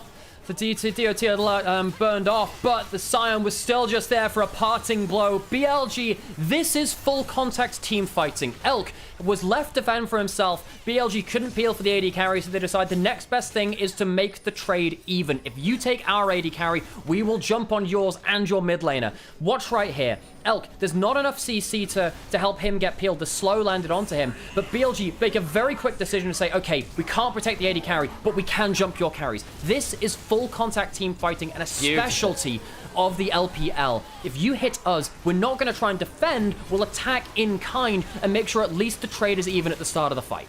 And then the fight gets messy, but the thing is, all the damage is gone. You've still got Knight, you've still got Bin, you've still got Shadow. They can't do quite enough. I think Shadow here is going to feel a little bit hard done by falling down at the end of it. He's the one taking the turret shots.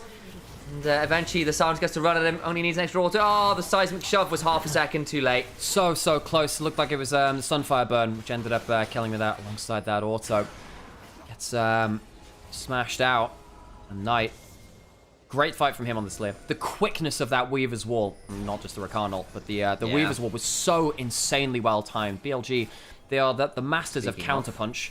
Knight does have a... Ooh, where's that flick going? Yeah, spotted enough there. Was there a ward on him? Yeah, one in that brush just placed now, but I think that one was just reacted away from with a circle on the floor. 40 seconds till Dragon. BLG, big summoners back up. Elk, all summoners importantly. Dragon now going on down. Or now potentially going on down. Knight has bought himself Magi, so of course he has. 3 items largely in across the board for BLG Plus, which is a scary old state of affairs to be in. Baron is up, but I don't think BLG necessarily send everyone to do Dragon and solve for Baron. Permanent buff for Baron. I think you're okay with that, BLG, if it comes to that. On using his Ether, getting out of the way of TN. Breathe. very tanky. I know there are, you know, some anti-tank items on Elk. Knight doesn't have a Void Staff or a Bloodletters or something like that. He struggles a little bit more to deal with the Scion. And yeah, BLG, what's the plan? Opening up different angles. I think Weibo, it's right to call BLG into them if at all possible. You don't have as confirmed engage. The Corki and the Orianna often have to overshove to get themselves into the fight if they're going aggressive. Baron started up, breathing tank it for a while. Crisp doesn't have flash on the Rel. That's kind of important. Has a Celestial opposition broken? A little bit more tricky to go in now. But all the while, Weibo pulling off this. Shadow goes forwards. Gets his clone that's knocked up. Shadow looking for an angle. Blasco quickness! Nice work on! Into the public execution backline. They're going to try and get Bin on down. Has got a redemption. And a GA will go down. But so does Crisp. A revive coming on in for Bin. The double knock-up. Shockwave buys time. Light survives. On into the backline. But the rest of Weibo are not tapping very much longer. Breathe is out for the count. The zombie is down. And Xiaohu and Light survive. But for how much longer as Knight goes looking for more? Threaded volley's coming on through, and traps. The Corki, it's the Piltovans, who unfortunately all the inventions in the world mean nothing in the force of overwhelming violence. The rocks keep flying, a flash from the bird forwards as the feathers are ripped out of Weibo. BLG find themselves a 5-for-1. Shadow, the one person dying. Knight pushing a wave into mid lane after teleporting in. They might just look for the end of the game. They have one more wave. There is a Rel with a smite available. That is the defense that they have. 10 seconds on TN. I don't think he'll be able to save the game here. They're deciding against it. Just thinking it's a bit too risky, clearly. The health bars are pretty low. And they're going to go, look, we'd rather just get Soul and play from there. Makes sense. I think they were running out of mana a little bit. I was wondering whether they could shove in. If the wave was there a little quicker, I think they could have gone for it, but they couldn't quite do so. Teleport back in towards the Baron now. Weibo think, okay, well, BLG, because you've now, hang on a second, you can ult down towards the play too. Is the dragon going to be gone? There's no smite because Shadow's not there yet. Bar's not fantastic. No, it's happening. Shin's out caught in the mid lane, taking that wave, so he's not competing with the dragon. Right, okay. Shadow will spot out on this top side. Crisp and Breathe. BLG do get themselves the Infernal Soul. They are a little bit late on the resets, but Weibo, they have to deal with these super minions in mid lane. Can't do that much against it now. Knight, 15 stacks on the Medjais. Elk near to enough to either a Bloodthirst or a GA. He'll get one of them as his last item. Bin gets the upgraded Marauder's shoes, whatever they are. The upgraded Tabby. Vanguard's Assault or something. Oh, okay, I thought they were Marauders or something. Maybe that's the Berserker Grease. Either way. Weibo, I think they made the right choice to try and force the Baron before. I think they did make the right choice, but BLG are just so good at opening up that extra angle. Their front line is not able to survive against this Xayah and the Taliyah. It's just so hard to deal with. Taliyah locking someone up in front of the Xayah is just way too much work. Elk is going to shred through this Baron now. Weibo, they have to use the Scion ult to get into the pit, I think. Trying to get in. Tien going to be zoned off though. And Baron just disappears. Can't find the way. And the Weaver's all not coming on down, putting the light. And Xiaohu on the wrong side. I think how is that hit? Bin lands it. Nice angle. Trying to turn it around though, but Shadow managed to press the Cyclone key regardless. Quickness comes on down. They lose the Rakan, but it's traded out for the Rel. And Breathe follows shortly after. Rakan for 2 is fine. Bin flashes over the wall and begins to Drake out step a little bit further forwards. They've got a soul though, so they've got more dragons to step with. Bin finally falls, but takes Light with him. Xiaohu needs to flash, and FaZe rushes out to safety for at least a second or two. There's a wave in top side, so they'll push in towards that inner turret, potentially going towards as much as the inhibitor, which has respawned in the mid lane, so it'd be nice for them to get one down, get some super minions pumping up into the base. Knight, 23 stacks on the Medjais now. Bloody hell, that is a strong Taliyah. Needs to get himself, well, I guess he'll finish off the Zhonya. He's not going towards full everything. Good, Jesus Christ. Ow! Tien now in danger, needs to potentially find an angle though, because he's got Sundered Sky and gets on top of Knight. The Orianna shield makes all the difference, and Knight pushing up too far. I'm just talking about that Medjais, 10 stacks ripped out of it. Still valuable in terms of the item, as long as it's above 10 stacks, you're pretty happy with it. But Knight, a rare misstep from him when he's got that book. Nice angle from Tien as well, necessary. That could well have been a lot more dangerous than it ended up being as a result. The Baron shove slightly stymied here. They're going to have to do some resets. It's going to be a little while while Knight's not available to come on in. Doesn't have the teleport. Would have a Weaver's Wall, theoretically, to come and join players a little bit faster. But that Baron now going to be somewhat muted. Knight's actually selling his Rylai's to look to maybe complete his Zhonya's or maybe a Void Staff next. He's going towards the Death Cap instead. Oh, no, sorry, will be the Zhonya's, my bad. Yep, because it does build up a needlessly large rod now. But Knight, happy to drop the Rylai's HP and say, I'll get a Death Cap. I can see it. In fact, there is the Death Cap, so he does decide, look, I've got the Arm Guard, I'll get the Death Cap. We can convert that later. Damage now for Knight significantly higher. Yeah, let's be honest. The Rylai's isn't as important in terms of him surviving now. He has a Seekers, he's into the late game. And Weibo really struggling to reach this Taliyah. Struggling to reach the Xayah too, who has that GA. We called that out as the item being built earlier. Completes it now. And while Breathe does have himself a Jack show, I just don't think he's tanky enough to deal with the Zaya. Zaya is a hyper carry late game tank shredder. She is so damn good because of her crit scaling on the E, the W giving so much extra percent attack, percent damage onto her autos as well. So if you crit again, it just Again, it does that actually. It goes kind of crazy. And then of course Conqueror gives you a bunch of extra fighting power too. You're throwing feathers, you're feeling happy. You are pushing in across the map. Only 30 seconds left of the Baron buff. They'd look to try and get the inhib in mid lane if at all possible. A little bit of damage there. Doesn't lead to too much as yet. Rocket's firing, but Light kind of a bit of a tricky position. And then this was a stat that was pulled up a while ago when we were discussing Corki on NLC even. Weaver's Wall's going to come on down, but Bree's now in a dangerous spot. Shockwave! Oh, that was Shockwave on 2. Elk gets a heal and gets out of there. Nice angle. Redemption comes on down. Elk still got the feather pull to go with. Crisp in danger as he goes very deep and goes down. Oh, while Bin goes into the backline. The execution is oh so public. And Weibo Gaming, I'm going to disappoint all the fans' hearts as they are put into the dirt. And it's on live on air across the world. Billy Gaming will find their way to a Game 1 victory. It takes them nearly 40 minutes. Weibo do an admirable job of holding on. But BLG, not denied, not dissuaded. Game 1 is theirs. Weibo will not have the respawns in time, and BLG skirmish and team fight their way to a victory. Full contact League of Legends on show as BLG claim the first game. And Nexus falls the first time in this series. Billy Gaming convincing in that game. Perhaps took them a little longer after the failed Nexus shove, the slightly slower Baron, but the end result was still, on the whole, a very calm, commanding game from Billy Gaming, even if they were, as ever, very happy and eager to skirmish. Game 1, Weibo BLG, handily BLGs. I think that On had a fantastic game on the Rakan. In terms of actual MVP, Him or Bin, maybe? Bin was pretty damn good for sure. Elk was solid. Knight to Lear's never a bad one. I mean, the engage in mid, I actually think Shadow on the Wukong was incredibly good in a bunch of skirmishes too. It's going to be hard to vote for that. Currently, the Chinese chat saying it's on Bin, and his Ambassador was really good. Very solid. And especially since the Chinese community were dunking on Bin's Ambassador for so long. And in fairness, I think in the first split where it was released, something like 0 and 5 in terms of games on it. It really was around MSI, I think, where this champion started to take off for him. I think in LPL playoffs last split, there were times so against anyone's legend. There was a game where he had a 2,000 gold lead on the Ambassador, couldn't translate it. Yeah. And that was the kind of gameplay which you just didn't expect from Bin. However, word on the street is Bin, what he's really focusing on this year is Worlds. It's just all about Worlds and this split to qualify for it. I think he's starting to wake up a little bit more. I think this game was really good for him. Wait to see how he does in that second game. And we got to run some adverts now because our pre-roll has run off. And we'll have ourselves a break before that second game. Do you want to break first? Do you want to grab a coffee? Do you want me to do that for you? Can I? Yeah, I've got. I'd like a coffee. I left my. I don't know what I did in my mug, but yes, I've ran out of coffee. I so will like ensure you get a coffee in some case. Dankeschön. I'll be back.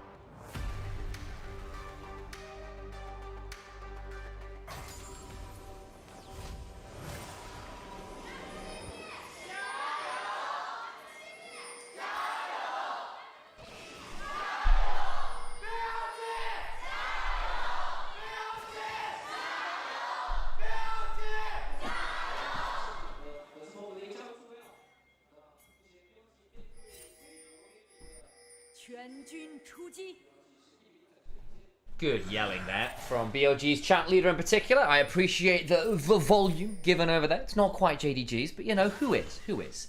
In the grand scheme of things. Shadow, thinking about starting on his blue buff.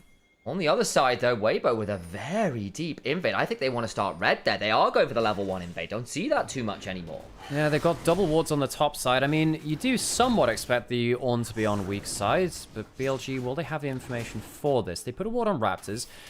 This probably will lead to Shadow clearing through bot side towards top side and then having to very quickly go Raptors to Raptors. We might see Tien do red buff Raptors, crossover mid with a level 2 gank onto the Ziggs, maybe before he even levels up that satchel. You're right. And then try and steal away Raptors and basically get 2 camps up over on Shadow. So watch for that Raptors into the mid lane gank. Ziggs has gone for the early shove, and I don't think Shadow will be there to defend. He's going mid now. That will give Jarvan the information he needs, but Knight's in a great position.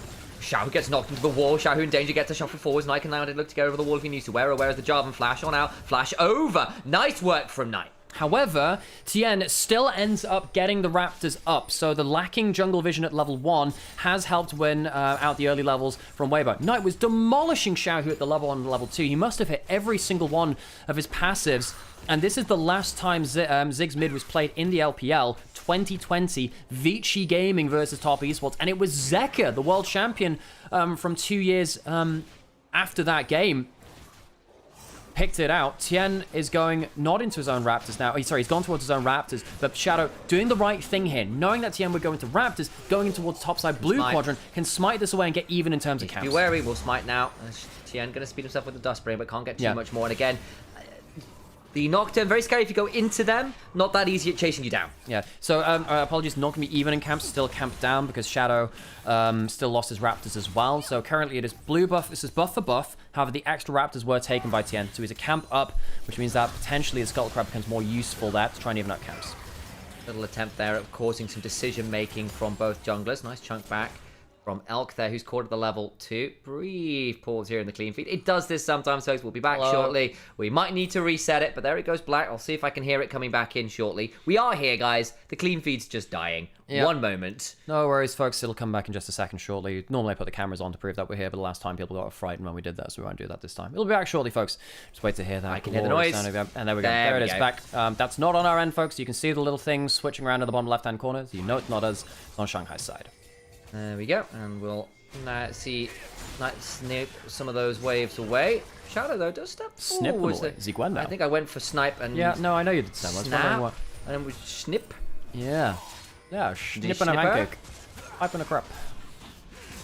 You're about to pick. Cigar and a waffle. You're a strange man, Alex.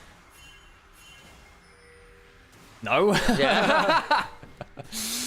If you know, you know, but no. Shadow teleporting back in towards mid lane as BLG. Credits to them. They do end up getting Jarvan out of the worst case scenario. Tien throwing a good curveball towards Shadow. And this is where I think Beichuan would be more likely to fall prey.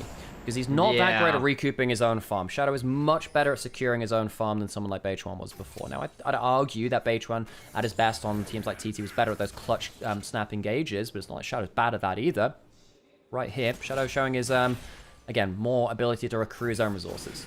How it goes from there. All the while, we are seeing little bit of play towards his bot side. Just Bin doing his best to be even there in the match. Down about 10 CS, but hey, you're on. You're okay being a little bit further down. You are quite a good low economy top laner. That allows you to play around other members. Because again, this game, you want this Varus, you want this Ziggs to be as scary as you damn well can make them. Yeah, spider naughting away from On. I've been seeing some, I don't know why, I was just interacting with like some of the more recent comic book movie kind of posts on Twitter. So I've had random comic book panels now show up on my feed. So for those of you that don't know, Fantastic Four, you got Reed Richards, Mr. Fantastic, you got the Invisible Woman. Their child is effectively God. It's like, yeah, it's like, you know how in the Invincibles, the Incredibles rather, you know how Jack is like, again, has everything. Same kind of thing happens in Fantastic Four. But the way that they kind of like discipline him is saying, if you don't eat your vegetables, Spider-Man will be very upset. And they will actually call Spider-Man when he doesn't eat his vegetables, like, no, don't tell Spider-Man. Oh, his hero. Yeah, and I find that very adorable. Sometimes that's great. Would you be upset if Spider-Man was upset with you? Yeah, I would, Sam. Yeah. I would be. With great chow comes great responsibility. That's a great wave clip. And gets the tag of the ult. That's Knight from Knight. Knight 10 CS up, everyone's here. You know, for years and years, Ziggs has been great into Azir, and no one's bothered to pick him. APA is the one guy that's played it. We've seen it in bot lane, but never really seen it in mid lane. Now, there was some logic to that, because effectively, it was very hard for Ziggs to play around his Q cooldown. Tien's going to walk into the Jarvan, will spot him now. Doesn't get the flat knock up, but the Q does land with the Dragon Strike. Reminder that gets a little bit weird with spell shielding Jarvan. You can, if you get hit with the flag first and you spell shield, the Q damage will come through and the knock. If you get hit by the Q damage won't come through, but you will still get knocked up as he flies towards you. So you can't... You got to try to choose your poison. You have to be a little bit... As far as I'm aware, you can spell shield the knock up and the Q damage, but if you go earlier, then the flag will pop it. I believe that's the case. Yeah, it's a bit weird. Of course, in some cases, he'll flag drag long, and he'll go over you. In that case, then obviously the spell shield won't affect the flag at all, because the flag doesn't hit you. And part of the Jarvan combo is, of course, the flag doing good damage to you. Smites from Tien wasn't available from Shadow, so buff steal to him. Here's about a camp off 6 and Bin. So TP back bot side was chunked very low. I was a bit worried about a dive coming on through earlier on, but instead TN took the opportunity to go invade. And again, you are on a Nocturne. You want those level 6 as early as possible. Question in chat from Onivia's chat, which is a very valid one. Does BLG lack consistent damage? If we were against Scion Skarner, yes. Because you're against Nocturne, Rumble, Azir, Jhin, no. Poke Varus actually has very high DPS against squishy characters. Just struggles a little bit against tanky champions. When they can't do as much. Level 6 hit from Varus, who is now in a very good point of power. And actually Ziggs alongside the Varus gives you mixed, decent DPS, especially against squishies. While if they were tanky, I would agree with you. Both of these are very bursty poke champions with low cooldowns, which means that actually the squishies really have to respect that. What I will say, though, is that you are reliant on both of them being alive for an extended period during a fight, or at least getting their first set of cooldowns off. Because if, say, the Nocturne paired up with an Equalizer, with a Curtain Call coming on through, blows up the Ziggs before he can press any buttons, then you've just got Varus, and then things get a bit more challenging again. On the other side, though, BLG have the press, alt, and pray button as well. Grub's going to be given up by BLG. BLG went from being a very grub-centric team to actually being a very anti-grub-centric team. They'd rather spend that time clearing jungle. Shadow's done this before. He says, look, you're taking the objective. I'm going to get a full clear in, go back for my first item, and we'll get a power point out of that. See right here, choosing to freeze out the top lane, get some value for Elk on that Varus. W's not going to land there. And BLG, they have so much wave clear. The grubs are going to be very hard to use. How do you hit a tower when there's a poke Varus, a Ziggs, and an Ornn ult to clear all 3 waves of the map? This is, folks, if you want to learn about the stereotypes and the strengths and the peculiarities of each team, we do that really well here on the stream because we've watched them for literally, we've been doing this for 2 years. I've been watching BLG in their recent era for their entirety of this era. BLG, one of the classic things they do is draft 3 wave clear lanes. And if you have a position on the map, they will leave someone on weak side, maybe get them killed, but they'll clear the wave. They'll clear the wave, so you get 1 kill, and you can't push the turret. Whereas on the other side, they fast shove the wave once you make a play onto weak side, and then they can because you have less wave clear than them. Also on the other side, Rumble, Azir, Jhin, not exactly bad wave clear either. That one was a smite on that one. Solar Flare comes on down, but it's only the slow. Elk does get rooted. Will decide to cleanse that in fade of a potential paranoia angle. I think that makes a lot of sense. Don't want to throw your team under the bus. On has level 6, has flash. Just a little bit afraid walking up into that river, because again, he could be the one jumped on, but with heal, flash a little bit less. Oh god, that's a lot. I was actually wondering if the Ziggs ult would come through. And actually the Eclipse should run out. Now they go on forwards with the Varus ult. But look at Elk on the other side, getting a bit of a heal, trying to buy some time. TN on top of him, going to try and get the kill regardless, and does so. 1 for 1. TP's flying. As in goes Shadow looking for an angle. Oh, nice dodge away. As Shadow gets on out with a wonderful, wonderful Cataclysm flag drag. So they do pull that global ultimate, and Ziggs can now push in that mid wave. What's happening on the other side? I suppose with Elk dead, it means that he can't actually clear the wave in the way that they want to. Teleport from Ziggs towards top lane to get the wave clear that they need. Again, BLG overload wave clear in a bunch of their comps. They can quickly make plays and get value. Great damage onto Xiao, who doesn't have the ult. But you can see that Ziggs does a hell of a lot of damage to that Varus, to the Azir. And of course, Azir just used the shuffle. It's relatively long cooldown until you get a bit of cooldown under your belt. And so the Azir just has to sort of sit there and suffer as he's forced away. And again, he doesn't have the teleport burn to go topside. And they'd be in a slightly awkward position. But look again here. Weibo gets 0 plates from that play. They end up killing the Varus, and in fact, actually, they're the ones which get the plates. BLG are very good at getting their waves in order when quick plays start to happen.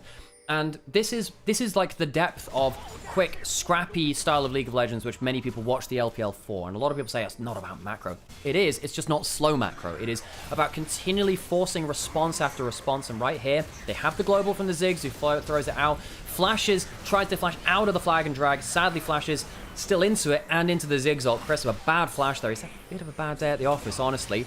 Shadow goes unstoppable with the ultimate, dodges the ult, waits until his flag drag comes back up. Gets out. Really nice escape from Shadow. Very elegantly done. Dragon picked up by BLG. But at least get topside. You've got to pick up a wave here. Ziggs does have ult in about 3 seconds. I don't think he'll drop it on this wave, though. I think he needs to. He can save it for the next wave anyway. Has Ludens, has level 9. One of the bonuses of mid lane Ziggs is that you do get a little bit of extra XP. It means you have the extra level in the Q, an extra level in the E, and your wave there becomes...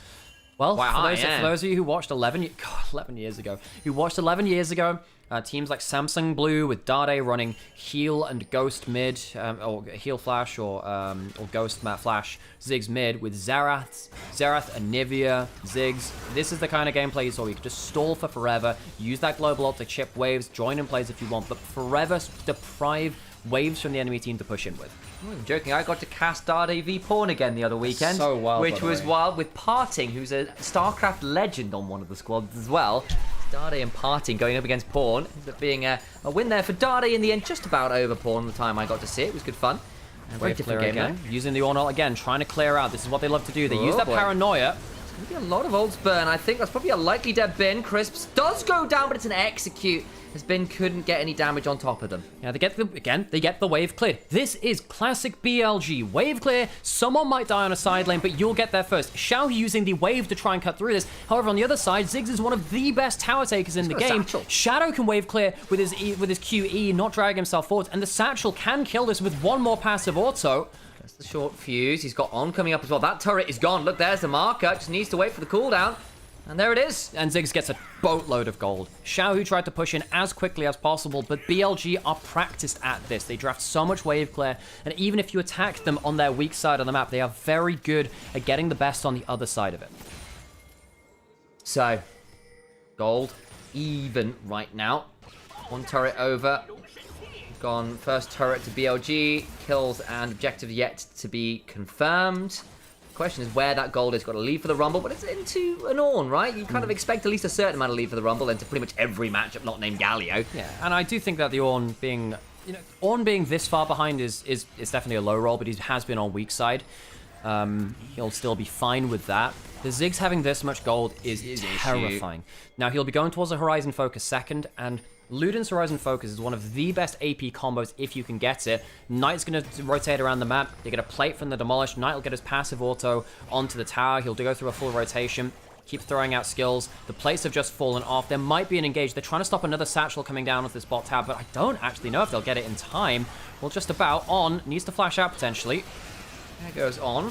The hooks to the wall, gets out to safety. Solar Flare backstep. Slow on 3 though. Paranoia not going to be on forwards. Flash for Breathe is immune by that satchel charge. May well lose On, but the turnaround damage is huge as the Mega Inferno Bomb comes on down. And now the shot's empty. The chamber's empty. They've used their ammunition. Shadow not choosing to use the Cataclysm.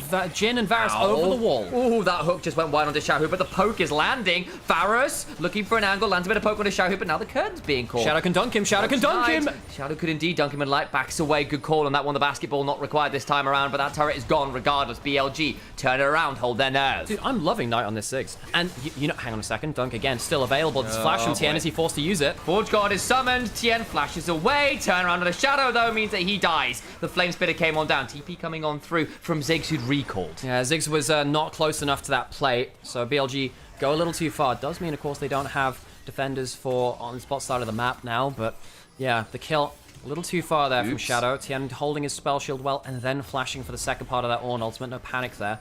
But, dude, I'm loving Knight on this Ziggs because think about it this way, folks. Knight is not the best Azir play. It's not his comfort champion. I think he's fine on it. But you want Knight to be more than fine on a team like BLG.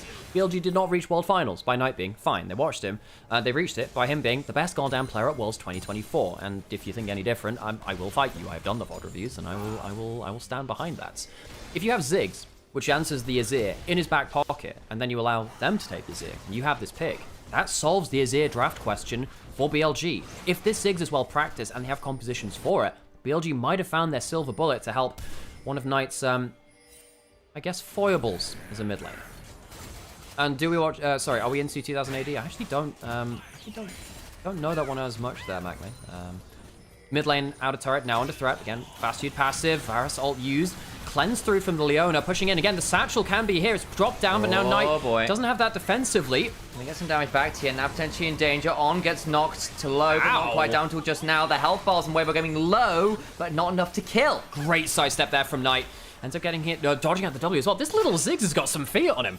The thing is, Wave are the ones getting the kills. And look, the poke is great, but it's not actually confirming people. It's getting them low right now. Yeah, but what it does leave is Bin alone on the side lane. It buys the Paranoia. It buys, Chris' ultimate too. Knight didn't have to flash, even though there were a ton of things used onto them. Tien half HP. Knight still has flash. Arrow's starting to land, and bombs are too. Tien trying to combo up with Crisp here, but the satchel's great again. Crisp using that flash and getting nothing for it. Knight's been breaking his ankles. I think with him out of mana, it will lead to the Herald going over to the side of Weibo, though. Nicely done. That's good value there from Weibo.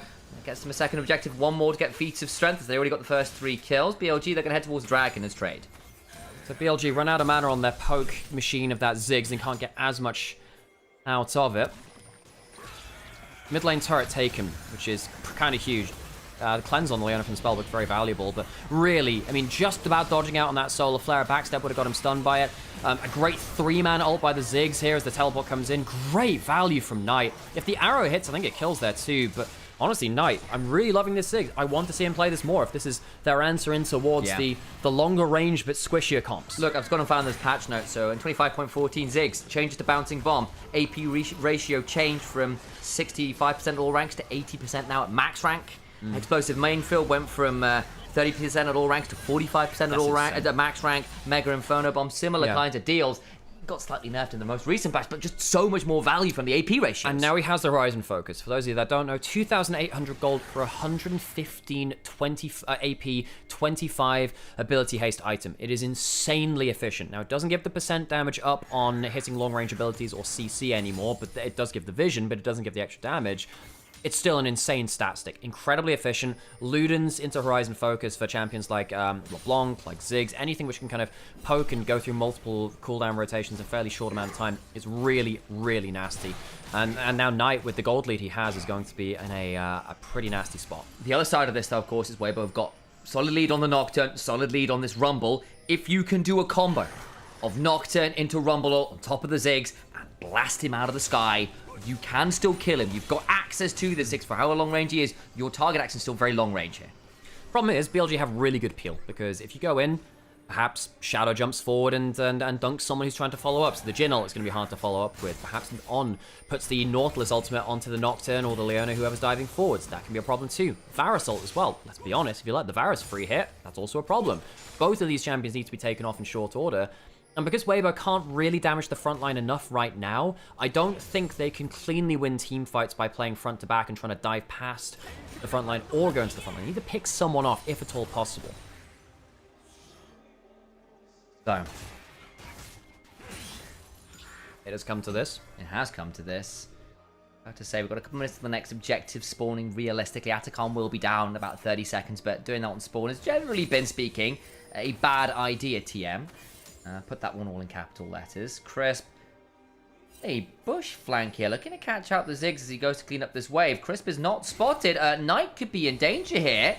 TP behind though. Flash, has Satchel, the whole team's here. Well, now Crisp comes on down. Porino coming across. Is who going to get knocked up? Does not quite go to the Mega Inferno Bomb, but Shadow finishes the deal. Elk now in danger. Curtain's getting called. Can that be the big turnaround they need? Shadow is body blocking best he can. They all line up and they get out. Yeah, the Ziggs ult just clipping on the edge of the hitbox onto Xiao, who adds the damage in that's needed. And BLG, I mean, yes, there were questions. Okay, is the Ziggs in danger? No, his team's coming to him. Ooh. W does hit, but doesn't stop the recall. On has teleport to get back out onto the map from that spellbook. Ziggs, rather, the Varus is low though, and he'll have to take a little more time to get back onto things. Weibo potentially saw an option with Xiao having the earlier teleport.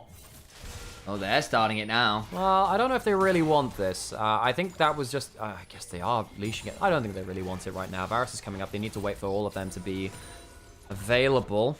And poor Xiao got just really dunked again. Azir into Jarvan can be a bit weird. You kind of need to... You need to time your ult late, because if he ults through yours because he goes unstoppable, well, that's not great either. Right here, ults through the Azir ult, and then he's still melee range of the Jarvan. Has to flash out. Depth charge, and the Ziggs ult does end up hitting him just on the edge of that hitbox. It can be a little bit confusing on the edge of it. Managed to pile up and stop the curtain call, getting values as well. Shadow does a good amount of body blocking there. Throws down the... what is the W called? The golden... But it's like... Golden Aegis. Golden Aegis, yeah. That's the one. The one that gives Jarvan the shield. Gives you a shield. Slows people around him as well, actually, which can be pretty important. Used to run that... Well, It got a lot of buffs after a while. Xiao, who does have Volt, doesn't have Flash. Shadow was threatening the dunk, did have the Flash. Tried to maybe win that mind game again. Could get him in the right spot there, especially with Leona just behind him. Leona has heal as well from Spellbook, has the teleport, can reset.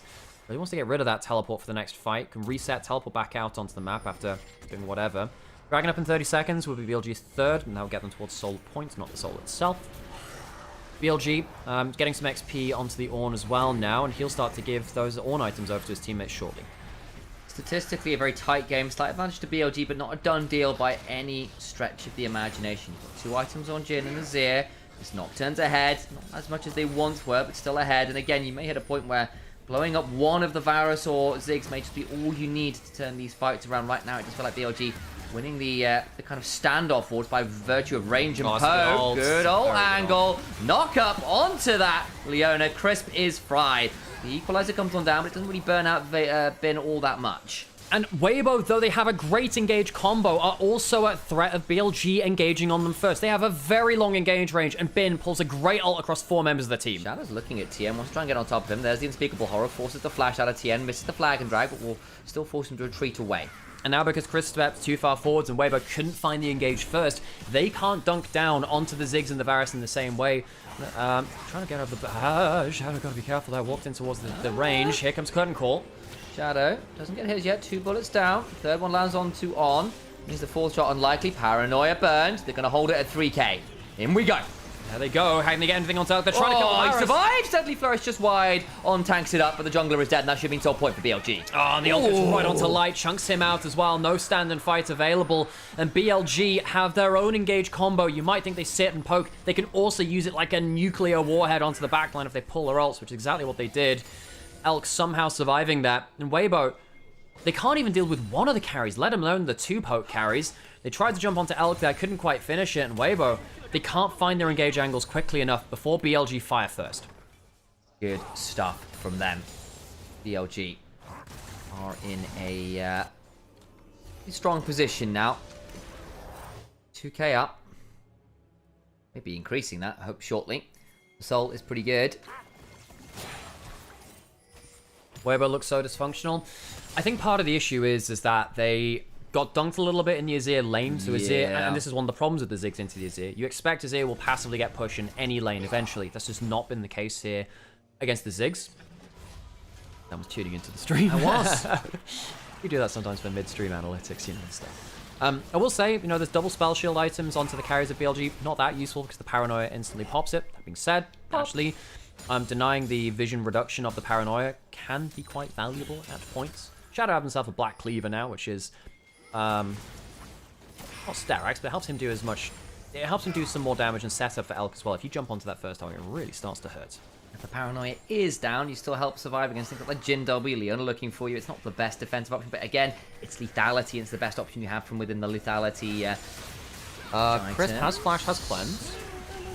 When Chains of Corruption will be using the Cleanse. Now the Curtain Call coming on forward. Now Nocturne goes to the background. Remember, there's always that much defensive tools now. Breathe. Gets in very deep. The Equalizer sucks. Oh my days. Caught up on top of the Mega Inferno bomb. Bin should get that kill and does so. Call of the Forge Goal coming on through, but he's rooted up, so Bin couldn't get the reactivation. Damage onto Light though. Has to flash as Bin has continued to look at him. The Forge God stunking to pump down on top of the Piltover Menace. Won't quite do so. Shadow in danger as Tien getting to get the fear off. Gets the kill on Jarvan. This fight is messy. Killed off the Leona, but they'll blow up the Nocturne eventually. Does Elk. Xiao, who turns it around, though, has become a very messy state of affairs. 2 for 2 as it stands. Sorry, 2 for 3, as they do lose that additional member to Weibo Gaming. And the carries of BLG managed to stay at much higher HP to get follow-up cooldowns. And Weibo cannot get onto the backline. This is meant to be a composition where they eventually managed to dunk down onto them. But BLG have done a very good job of making sure that it's very hard for Weibo to get within range for the... Bloody hell, it's a build-up damage from that. Luden's bomb coming through. Night Ziggs has been very, very good this game. We talk the praises about it. He's basically never been under threat. He's managed to keep his flash up. Knight's team fighting is very, very good. Every time I see Knight on a different champion to team fight with, he plays it in a different way, which is very exciting.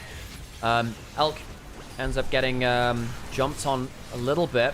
Xiaohu gets some DPS down as he's over the wall. But you can just see that no damage really goes down onto the carries. Breathe gets completely obliterated, teleporting in to on CC into that Ziggs ultimate. The combo is doing very, very good damage onto Weibo. Got another fight in the picture-in-picture over the Scuttle Crab of all things, but trying to fight into a choke point against that minefield is a real pain in the arse against Ziggs. It really is. On, not the tankiest, you can see that Zero at least had the damage to take him down, and this is the one time where Xiao has actually been able to stand and fight. He's 2-1-2, a little bit less gold behind than he was previously, but, you know, again, the damage isn't going onto the Ziggs and the Varus. Maybe the first time we see Weibo getting onto one of these carries, we can revisit whether they can win this game. They're currently 2k behind there, being threatened by Ocean Soul in a minute 20 seconds from BLG. but we need to see Weibo hit the backline. They've not been able to do so. They're linking up. Tien is over the wall. Here comes the Paranoia, pops the spell shields, and that's a lot of damage back up to the Azir. Oh, yes. Shahu left over. Just get to stand and fight. Elk in the backside as in goes Tien trying to buy some, but the exhaust! The exhaust curtain calls going to be blocked. Well done by BLG. Unfortunately for Light, for all the curtain call angles have looked good. They've been body blocked so well. Breathe goes down. Flag drag onto the Light. And there is the Cataclysm. It's the end of days. And Weibo, it's looking like the end of their game. The Paranoia goes down, the lights go out, but BLG know how to party in the dark. Weibo cannot find the carries before BLG dunks them back. This is full contact team fighting. It's a catchphrase which you're gonna learn one way or another. When you attack BLG, they sucker punch you right back. That wasn't so much a sucker punch. It was a full-on drop kick from the top rope and just clunks the back of Weibo Gaming's heads into the dirt. Weibo are just struggling to get everyone into the backline. They can't quite kill Elk. It feels like it's just Tien on a solo mission. Satchel back in. I don't even know if he can sweep him way back out. Does just manage to get away from beyond on. And there's the Horizon focus. My days, that dredge line was closed. Mega Inferno Bomb forces the flash. Very, very close. He's still going. Yes, flash. If you can maybe get that flash, you can kill. He needs to think about it. He's going to go for it, isn't he? Oh my god, the bouncing grenade! Pixel short, 307. Knight putting on a bit of a montage on the pick. And that's surely going to open up the dragon. Baron's been taken. You have no teleport on the Azir. He's low HP. I guess the shotgun's reloaded from Weibo as well. They have their full combo. But without the Azir, the DPS feels oh so lacking. Knight's a little bit low HP, but you can just put down a minefield in the choke point. It becomes that hard to play around it. Maybe it's a Paranoia over the wall to try and steal it, but that's a one-way mission for Tien. But all it would get them is just a single dragon themselves. There's the soul secured. Again, I don't think it's like Shao's played a bad Azir game. You know what I mean? He's still got a couple kills, farmed okay, but the laning phase sucks. And I think that Ziggs flex really caught them off guard. They lock in the Azir, and BLG were really ready for it. There's something quite picturesque about playing the Nocturne into Shadow himself. The name feels very appropriate here. BLG, when they see Paranoia get popped, Shadow jumps him. Ornn jumps him. Everyone just goes full ham, and I really appreciate that. Not everywhere in the world would you see a team play as aggressively into the engage, but it is a specialty here in the LPL. Not many teams play this style, and it's so exciting to watch. They jump forward, find out Crisp, doesn't have the flash, but he'll have a blast. Oh, the blast goes not helpful. No, and then on the other side gets the knock up. Gonna try and buy some time. It's Shahu, but he's knocked into the dirt! Jesus! They do that one in brutal fashion. Curtains are called, but to what end? They do kill off Elk, but I don't think it's gonna be quite enough. All the while they get a bounty on a turret from the minions. That's the best you're getting. Breathe! No more! Tien on vision needs to run away. The Duskbringer coming on top, hit by a bouncing grenade, just about dodges that. I take it back. But all the while they can look into the melt lane and look for the tier 3. BLG get the 3 for 2, but they have the Ziggs alive, who is the master of demolition of turrets, instantly destroyed in a single wave. And the shotgun is empty for Weibo. They can't fire back again. They can take a full inhibitor, and with just only 3 minions behind them. And BLG, I love this composition. Today they have looked very, very on form, and dare I say it, the honeymoon phase is selling me on BLG again. I think they're really playing well around their team fighting, which was lacking so much earlier in the year. The disaster for this, of course, for all the viewers back home, as we watch an incredible fight, is that viewers may not get to see the end of the Horse Girl campaign. Because we might be looking at a 2-0 here after Weibo got obliterated. Damn, we're the new... Jesus Christ, that damage. It's brutal. They overkilled him by about a third of his HP. Yeah. There was a bomb which didn't even need to pop onto him. That is insane. Now, the turnaround's not bad, but it's mainly onto the bot lane, you know? And you know, we were saying, okay, but, you know, if you run out, if you just kill the Varus, it's just the Ziggs. If you kill the Ziggs, it's just the Varus. They have the damage at this point. You have Ornn items. There is a frickin' death cap on this Ziggs, which is going to buff up the Medjais. And alongside everything else, there's a very high AP build, and Ziggs' AP ratios are through the roof right now. Atkan's been left alive until 31 minutes, which is a bit of a rarity in the current meta, and BLG will take that as a consolation, as I guess a decorative prize. And look, don't get me wrong, there's some conversation where, look, Jin feels a bit used to say, like, yeah, he is right now, because it's 30 minutes of the game, and they're 5,000, 10,000 goal behind, you know what I mean? There is this, well, 5,000. Redoubling that, but the point still stands. Actually, the moment where Weibo needed to pull the trigger was 20 minutes ago. It was 15 minutes ago. They didn't get enough off the Paranoids. They didn't shut down the Ziggs or the Varus. They didn't get ahead or use the Rumble power spikes as well as they could have, and BLG just got to steamroll through mid-game, and now they're at this point where incidental poke is threatening lethal. Poke is just so disgusting. Tien's over the wall again.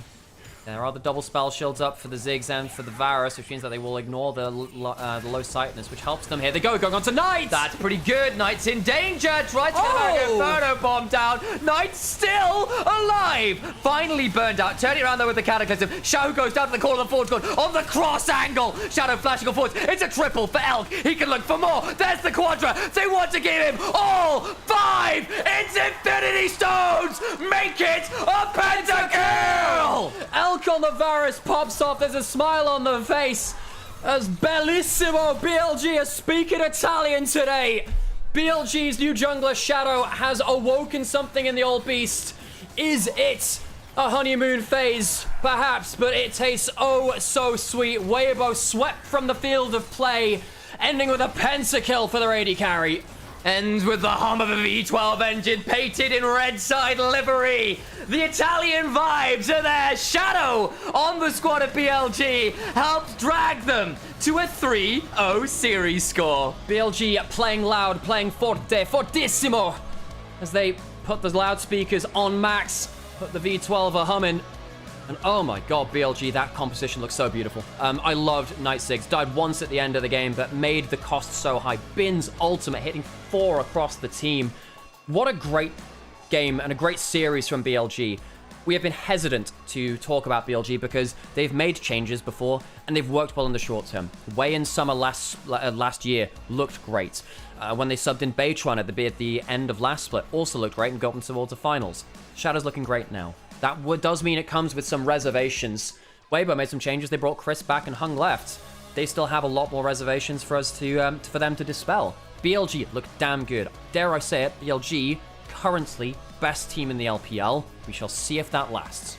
Yeah, exactly that. But so far, Shadow comes in. Apparently did this off 2 days scrim in Shanghai between various competitions. That's how much time they had to make the decision, and they made it. And so far for BLG, it's looking good, and I feel the likes of Baytran. But on the other hand, we said, look, Shadow, worried about him leaving FBX. Oh gosh, this is going to be another scenario where BLG snap up another jungler and it all gets lost in the machine. So far, the machine is humming pretty well oiled and pretty deadly.